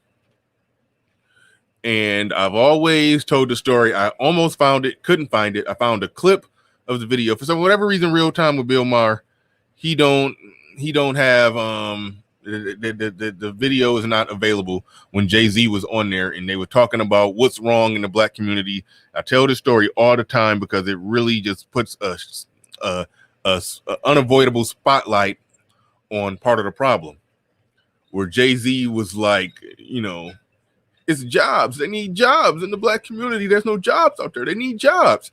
And Bill Maher chin checked him and said, well, it would be nice if there was a wealthy, successful person who were from those communities who would who would build something, put something together and create jobs for those people in that community.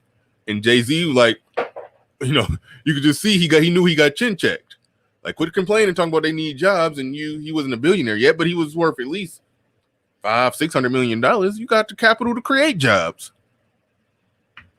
I'm not talking about just for your roadies and the people that carry your stuff, or your band, if you got a band.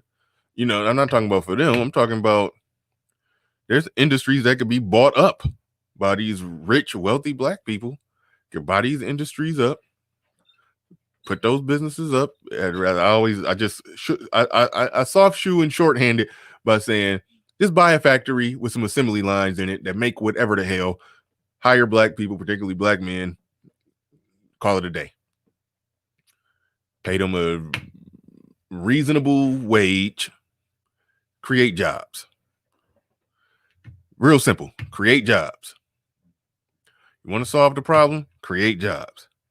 How do you create jobs? Well, it take a lot of money and business knowledge, sense, and know-how to create jobs. Now, the smaller people on the ground, like myself, yeah, we do need to create more small businesses. But when it comes to who's doing a lot of the hiring, a lot of these vertical businesses, we're talking about a lot of rich white people creating jobs.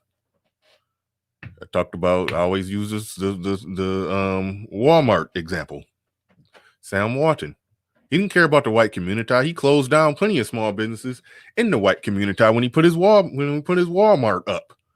Closed down the little local handy dandy hardware shop because he started selling hardware supplies at half the price.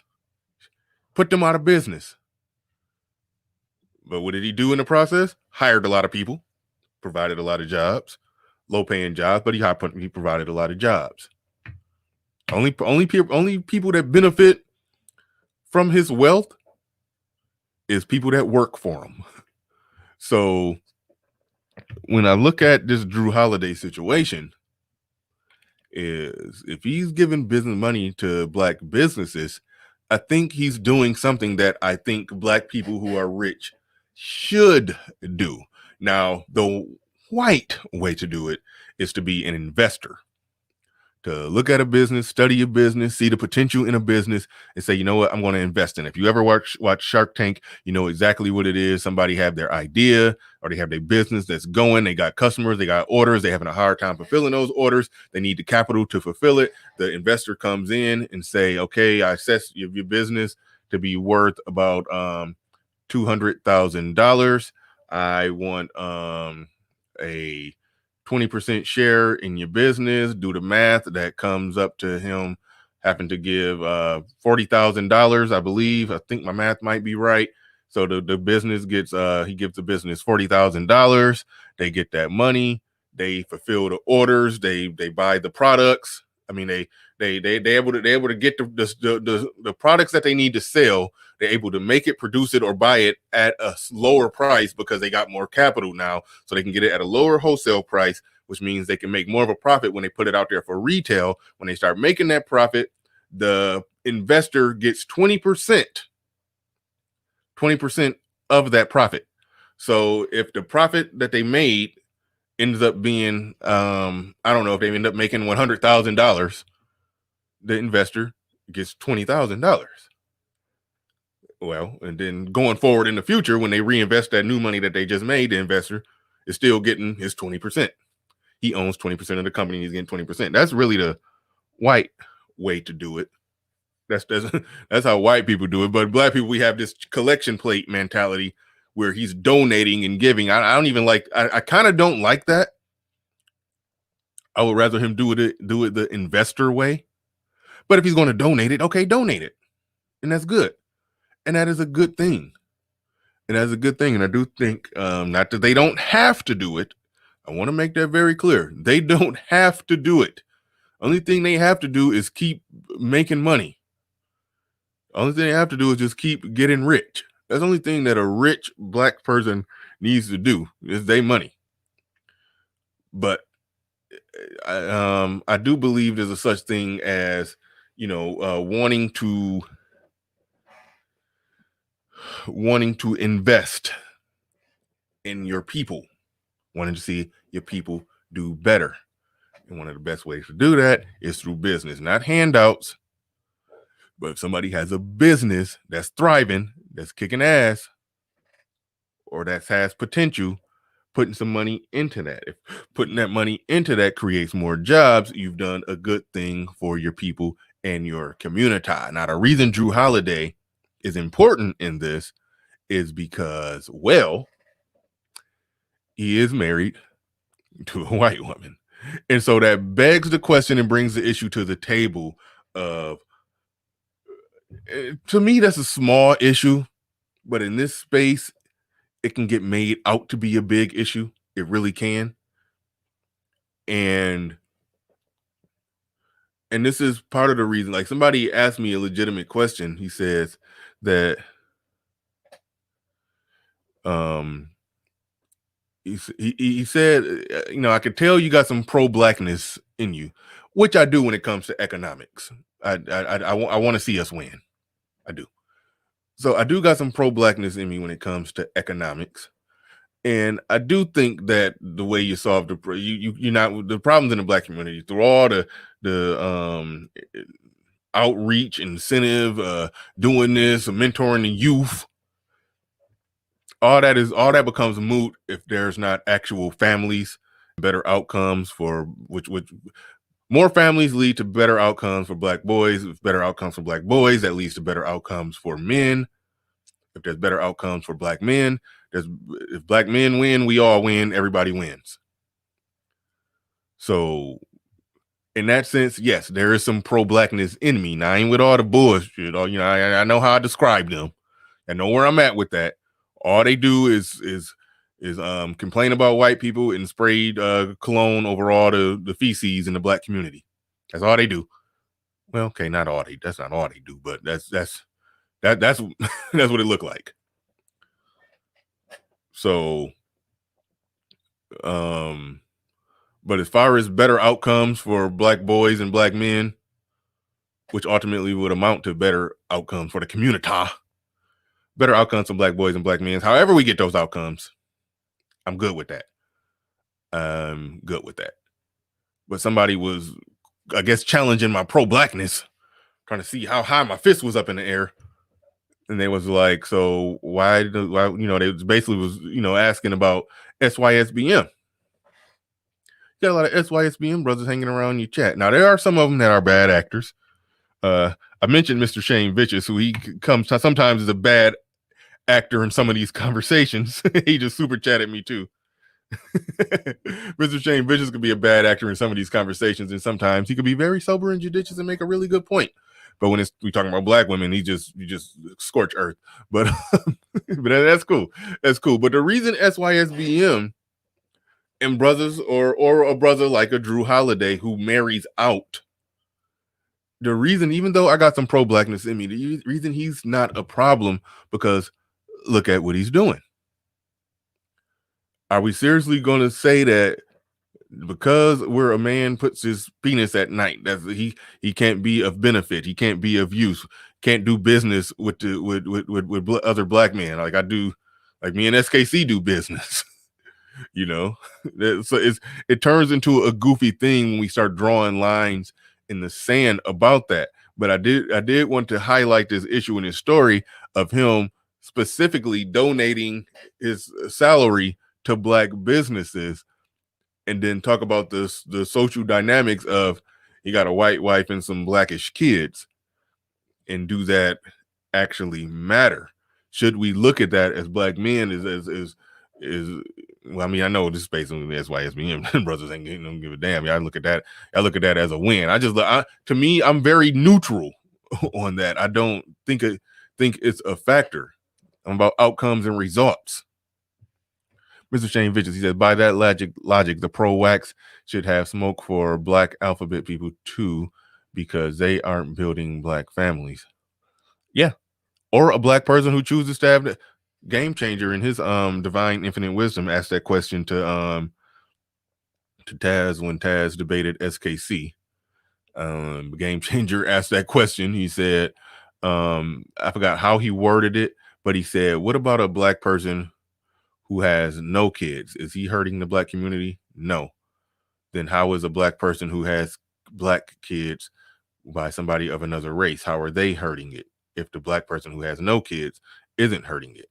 You should have the equal amount of smoke for the black person who has no kids, or by extension the alphabet community, which they do have smoke for the alphabet community, but I think for a different reason. But yeah, no, it's fair points within that. It's definitely fair points within that. But thanks, Mr. Shane Vicious, for the super chat. Appreciate that. Mr. Fantastic back in the building.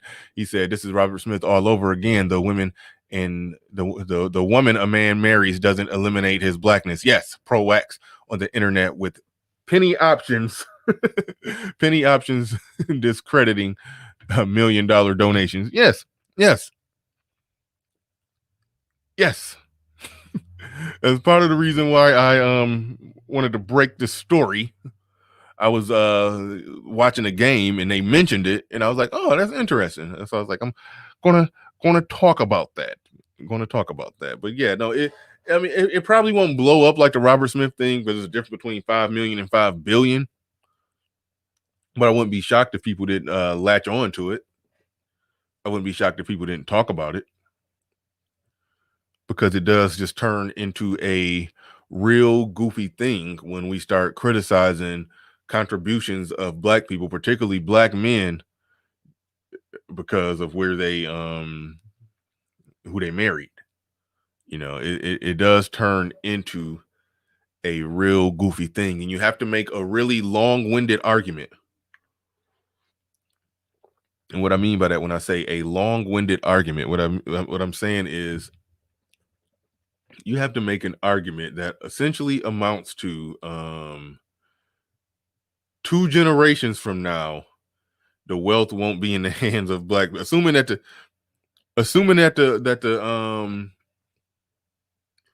wealth is still going to be there. 2 generations from now, it might not be in the hands of black people if the kids that are half black marry non-black, and assuming that they inherited all the wealth, smooth transition, did none of the money get blown, and then the money won't be in the hands of black people. That's a possibility. It'll be in the hands of people who are 25% black. And if they marry out again, now we went 4 generations down now.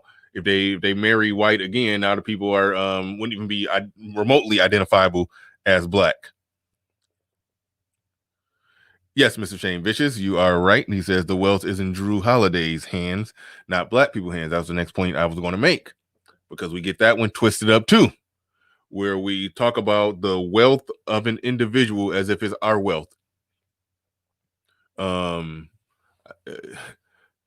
Jay-Z is worth $1 billion. Michael Jordan is worth, I believe, 2.6 billion. How are their billions helping me, you, or any other black person? I can name two random white people who are worth billions, who are worth $1 billion. I guarantee you I will struggle to give clear, precise measures on how is this person's wealth helping white people. It's not. They're called the top 1% for a reason. There was the Occupy Wall Street movement for a reason. There was the 99-cent movement for a reason. It's because 1% of the people in the country own 50% of the wealth. The top 10% in the country own 90% of the wealth. The majority of us are people at the bottom, in the bottom 90%, fighting and scraping and scrapping for 10% of the wealth. That's the reason it was a 99% movement, because the regular average common Joe white guy who works for somebody else, I have to remind black women this because they talk about black men. I mean, they talk about white men as if they're all business owners with employees. That's what they do to justify their white zaddy worship. Shout out to Mediocre Kelly. That's what they do to justify their white zaddy worship. They got to talk about white men, extrapolate them all to top 1%ers and owners who we work for, even though, you know, you don't got a chance at getting with the billionaire that owns Applebee's, but you can suck the toes of the bus boy and say he has power. That's what they do. That's what they do. But anyway,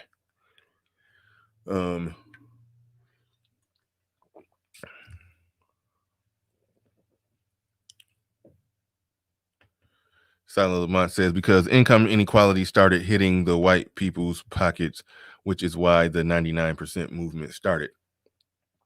Yeah, but in my perspective, income inequality is always going to be there. Now, I would like to see, it's too much nuance to it, so I hesitate when I say I would like to see wages go up. I would like to see the average person make a little more, but when economists break that down, I get a headache when I listen to economists break down what that would really mean and how that would really look and how that would really pan out if the average person really truly made more money. D-Rock Den with a Cash App. I appreciate that. D-Rock Den with a Cash App. He sent this earlier in the day. And I think Fantastic just dropped another one. He says 30% Google stole. Oh, okay. Right on. You sent me a Cash App for the 30% that Google stole. Yeah, you sent me that super chat. Google got down on us. They took, man, it seems like they be taking more, man. When I look at my super chat money, I swear it seems like they taking more than 30. I gotta try to reformulate the I don't know. Must be calculating it wrong, man. Google be getting down. They be getting down. But shout out to Fantastic, came through with a super chat and a Cash App. Appreciate it, brother. He said this was a mistake at NBA fan. But yeah, no, white people, they're always going to feel the pinch. Why? Because they're not all rich. They're not all successful. So of course they're going to feel that pinch. Of course they're going to feel like normal common folks who are just struggling to get by. They got their bills be late. They be just barely getting it in. They be stressed out over bills and over money and debt, and they on suicide watch. And just like we blame white people, they blame the establishment. They got a fist in the air. They want to stick it to the man too. They feel like the man holding them back too. You know why? Because they go to work for somebody else too. I've sat in there in meetings where the corporate bigwigs came in to talk to the labor at a factory that I'm working at. I'm working at a factory. I'm machining parts. The bigwigs, when they want to come in there, and I saw white men in there saying, "Well, why have well, if you said that we made this much of a profit in the last quarterly, blah blah blah blah blah, then why have wages been? Why have the raises been froze for the last year or for the last 2 years?" You know, he's sitting there talking like that, and then the corporate bigwigs are giving them some wordy mumbo jumbo answer, and then the white dude that drive the fork truck or do the labor, he's sitting there, he's going off, and he's mad because he feel like he deserve a higher wage, and they basically saying, "Little boy, sit down. We pay you what the hell we want." Like I saw that right there. This isn't race. This is capitalism. This is big companies who worried about their bottom line. And if they got to skimp on employee wages to make the bottom line look how it need to look, they're going to do it. I was the only black person in the room, just sitting back. This is interesting, you know. So I'm seeing what looked like a racial caste system struggle, but no, it was just class and capitalism. I was the only black man in the room. It was all white men in there. It was white men with suits on and versus having a discussion with white men with Wrangler jeans and cut off flannel t-shirts who did blue collar work. With hats with chewed up brims with the you know, you have that tobacco in there. I can't talk with that, but you know that tobacco. It was some type of white guys in there. And some of them, all of them weren't like that. I'm stereotyping. Some of them was just some regular, average Joe, decent white guys. Just regular, average, regular, hardworking men with families who was upset and pissed that they wasn't getting a raise. They was upset and pissed about that. We've been making X amount of dollars for this long, and they wasn't paying us all that much. Like what they was paying us was kind of embarrassing when I think about it. But yeah. That's why the whole race thing and the white man and all of that stuff, like, no, like, yes, brothers need to reach up and grab a bigger piece of this American pie. This country is up for grabs. Yeah, we got to grab a bigger piece of it. But I'm not going to the point that I'm making is that it all don't extrapolate down to the regular white folks. It don't. They're employees standing in line with a check that comes from somebody else who could fire them at any moment.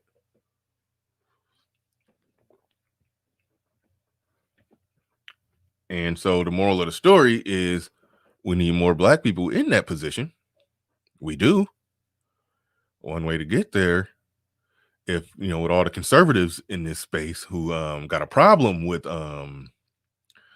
you know, if you're Republican, if you vote a Republican, you probably do see your issues with raised taxes. If you got a problem with raised taxes, you shouldn't have a problem with philanthropy. That's kind of the conservative argument. If you give rich people, successful people, more of their money, they're going to do more to help. If they got to spend that money on taxes, they're going to hoard what they can keep. So when you see somebody like Jrue Holiday doing what he's doing, you got to look at it as a good thing. I don't like handouts. I don't like anything that resembles a welfare state, but I do like investment in black businesses, and he's doing a good thing by doing that. And he's doing it with a white woman on his arm. And to that, I say it matters not. It matters not the woman on his arm. I don't want to hear about an argument 100 years in the future when his children have diluted all the blackness out because you assume that they're going to just marry white, and then no blackness is in there. Then okay, so you're talking about some generational money going into the future that we wasn't going to feel the effect of anyway, even if all black people were even if the money was in the hands of all black people.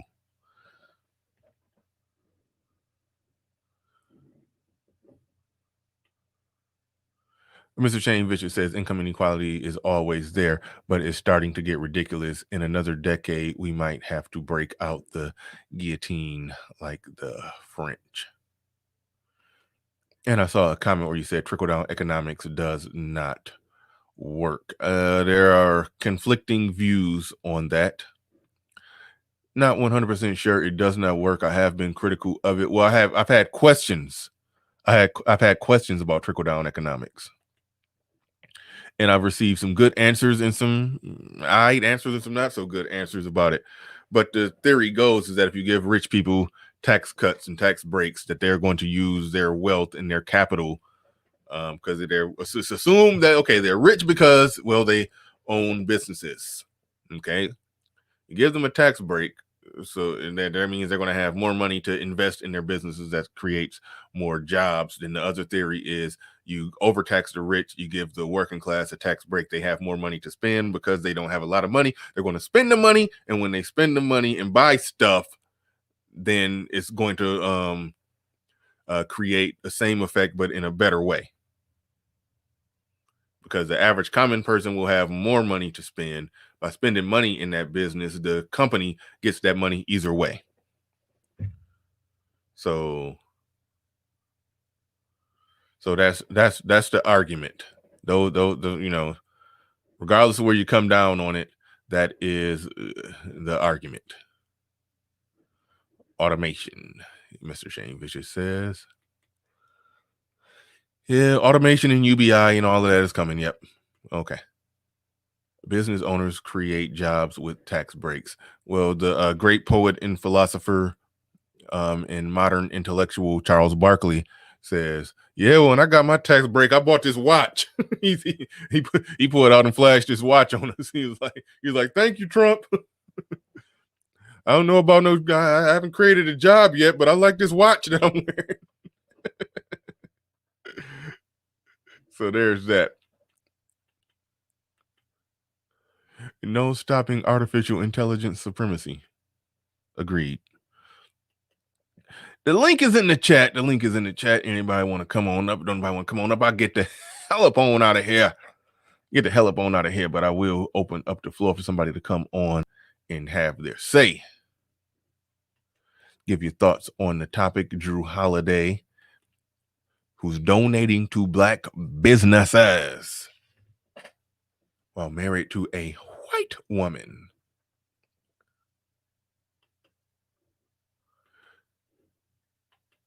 Do y'all feel that in this racially mixed, racially diverse country, that the whole, we're going to be racially intermixing?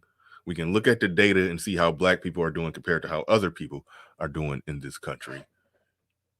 Do you feel that the black people who do date out still should have some, for lack of a better word, tribalism? It's not a good word, but for lack of a better word right now, tribalism to still care about the community. Not saying they have to, but just your thoughts on what Jrue Holiday is doing. He still clearly cares about his peeps. He wants to see his peeps do better. And he's helping those who are already helping themselves by way of running a business. He's there running a business. He's going to pitch in and he's going to help out. He's going to donate money to help their businesses grow. I broke down the Shark Tank method. I really think it would have been better served if he came on as an investor. Because you come on as an investor, you're not just throwing your money away. You're having smart people critically analyze the business to see the growth potential of it. And then your money is going somewhere where you're expecting a profit to come back to you. That's how you know you're making a good investment.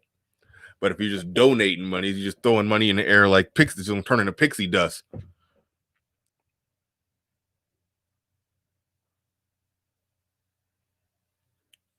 Dollar Washer, he's showing black men the blueprint. Right on. I do think that they got to get more precise when they do it. They got to look at it in terms of job creation. They should look at it not in terms of I'm just donating. Donations, I feel, don't get us nowhere. They shouldn't look at it in terms of I'm donating. They should look at it in terms of I'm investing. And when you're investing in something and you're expecting to reap dividends, you're investing your money in the right place in something that's going to work, not in something that 10 years from now that it won't even be there. 5 years from now, 2 years from now, with some of them, it won't even be there.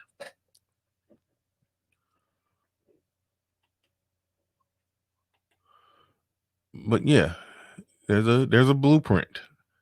There's a blueprint to it. I mean, a lot of businesses make it off investors. We have this pass around the collection plate mentality that we probably need to get rid of.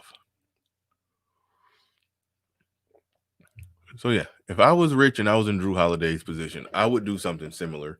I wouldn't be doing it, giving money to nonprofit initiatives and this or that or blah, blah, blah. I don't really believe in those. I believe in the money. Can this thing make money? Can it make dollars? Can it make sense? That's what I believe in. That's what I want to see happen. So that's where I'm at with it. If I was in his position, yeah, I would find a business, a local business. I'd be like, oh shoot, even if it's just some barbecue rib shack place. Like, dang, okay, so let me show me your numbers. Okay, this is what you make quarterly. Okay, this is what you make annually. This is what you're doing. This is here, that's there. Okay, boom. Okay, good. How much would it cost for you to expand or build another one of these, in a neighboring city, or if it's a big city in the same city, and take over that little wing of the market? How much would that cost to get one of those going? Then the investor, puts the X amount of dollars up, and he owns X percentage of the company. And then when the company makes that same $100,000 a year profit on the second location, depending on how much of the company he owns, he gets 30% of that going forward into the future. However long that company is there, he's just going to be collecting $30,000 a year with his feet up, not even touching it, if he owns 30% of the company. Because he owns 30% of it, you don't got to do nothing but show up for meetings. It's the labor that's doing the work and the business owner that's doing the hard business stuff. Now, what ends up happening is that what this happens on Shark Tank, they end up having to go back to the investor after when they do the follow up. They end up needing more money, have to go back to the investor. Dan Christopher says, facts, Bernard, all Silicon Valley companies are funded by investors, no banks loans. Yep. Invest. And that's where it's at. That's why I like what Jrue Holiday doing. That's why I'm highlighting it. And I'm kind of rubbing the white woman in the face of the pro-blacks who get mad at that kind of stuff. But also, I think that's where it's at. There's enough millionaires and billionaires in the black community to where they could look at black businesses that are doing well, just need a little more capital, and just put in some investment. Just own, if you invest $100,000 that got to get used on actual, inventory to fill orders, to make sales, to make money. And if that $100,000 gives you a 10%, 20%, 30% stake and share in the company, but they're able to make more money because you invested that, you're going to get your money right back. So that's an easy gamble. That's like playing the stock market, but more specific and direct on a very specific business. So that's what I like when they talk about building the black community. What are you building? You got to build the black community. I mean, the money is there. The money is there, but small individuals on the ground are only going to do so much. That's why we got just a lot of solopreneur startups. Roland Martin did a breakdown of that where he talked about, I saved that clip. I won't be able to find it right now, but I did save that clip where he did a breakdown of the number of black businesses that existed and the average income of these black businesses. And slight criticism of Trump here. I think, this is during the Trump era. More black businesses were created, but the average income of the black businesses dropped by 50%, which means it was just a bunch of BS solopreneur startups that weren't really making any money. You see how that work? So it's not about just small individuals like myself doing a little startup that is making a little money. I'm making a little money, just making a little money with my business outside of this YouTube thing that y'all see me doing. Got a business outside of that that's making a little money. I'm ready for them stimulus checks to hit so I can capitalize again. But what was I getting at? I had a good point that I was stuck on. It's not about the it's not strictly about the solopreneurs like myself. It's hard to go from solopreneur to vertical business with a lot of people hired and all of that. That is difficult. It takes some work to get there. That's important. That's very important. Don't get it twisted. That's very important. However,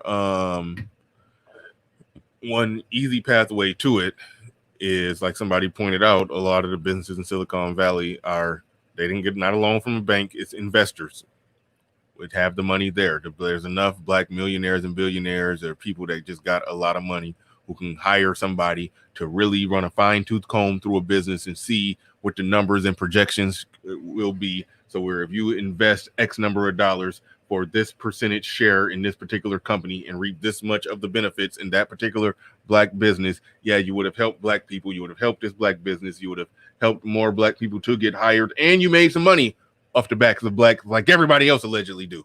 All right, and that's my final answer. Moscow, Mitch McConnell killed the stimulus checks. Oh, really? I was told they were a done deal, and I need to start checking the mail.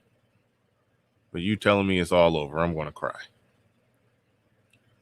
Royce J, look at Blex's comments. They are very typical of white people talking points. So forgive me when something happens to them. I laugh in their face. All right. All right. We about to wrap this bad boy on up. I'd like to thank everybody for coming on through today. Had a good show. Definitely enjoyed this. I like doing a no panel show every now and then. Every now and then I don't like to hear all you niggers. Shout out to Ty City who called out the folks, the brothers, said y'all donate to Bernard the same way y'all donate to Jessica X, and a lot of brothers stepped up and threw something on it. That was I appreciate that. Y'all warmed my heart. Y'all warmed my heart today. But shout out to Ty City for doing a de facto fundraiser for me. I appreciate that. Appreciate Gabe A, who dropped a $50 super chat on it. Shout out to Gabe A, who's the sponsor of today's show. Today's show is brought to you by Gabe A, who dropped a $50 super chat on it. Appreciate Gabe A. Appreciate everybody who came through the building, who liked, shared, subscribed, or did anything in any way, shape, or form to contribute to today's show. I appreciate you greatly. And hold up. Okay, I thought I had a message related to the show. That's not related to the show, so I'm going to move on and ignore that. Shout out to Fantastic and D-Rock Den, who came through on the Cash App end. Anyway, while I'm at it, I see somebody is getting massively timed out on the way out the door. Let me see. Is the black woman bashing / is this black woman bashing / economic group? Huh? Is this a black woman bashing / economic group? Come on up and define what you mean by bashing. Let's give a definition of bash. Well, I'll give the definition of bashing. Bashing is my definition. I mean, to bash somebody is obviously to hit them over the head with a blunt object. I think that's the actual definition of bashing.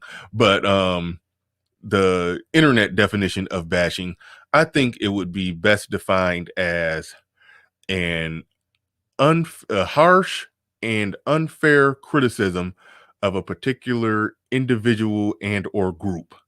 That would qualify as bashing. So if I was giving a harsh or unfair criticism of a particular individual and or group, that would qualify as bashing. I don't feel that I give a harsh or unfair criticism to black women.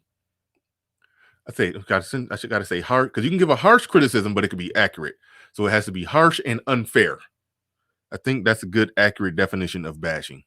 So if you're going to say somebody is bashing, you must establish that the criticism is harsh and unfair. Once you establish that, you have established a basher. Now, there are some individuals in the chat who I do feel give a harsh and unfair critique.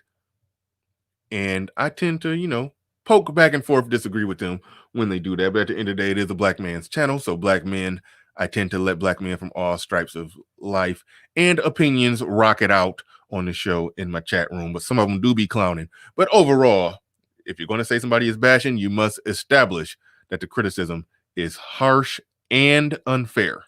If it's harsh and unfair, you have accurately assessed that somebody is bashing women or black women. But I don't think it's harsh or unfair. So I don't think you have a leg to stand on. As somebody says, 70% of black women are overweight. That's true. Thus, it's fair. You can't call it bashing if somebody states a fact. There's that. All right. So with that said, we up out of here. And by the way, what I just said, breaking down bashing, Manosphere, at the sound of my voice, anybody listening, use that logic when somebody accuses you of bashing, and use that logic to assess whether or not you are bashing. Is the criticism harsh and unfair? It could be harsh but fair, but is it harsh and unfair? Then that's how you know if you're bashing or not. There's that. Words of wisdom of the day. All right. New says that's a feminist word, Bernard. That's true, but I want to explore it. I want to explore it and figure out if something is actually bashing. I gave a definition. They never give the definition of bashing. I gave the definition. Okay. So seeing as I gave the definition, it's like I did more than what they ever did. They never gave a definition for the word. So I gave them a very precise, accurate definition that I'm sure they would agree with. So now they can use that tool to properly assess whether or not black women are being bashed. But you, in turn, could also use that tool to also assess whether or not you're bashing. Is your criticism harsh and unfair? That qualifies as bashing. If your criticism is harsh, but fair and accurate, it's not bashing. So go by that method. All right, with that said, we out of here, fam. Peace.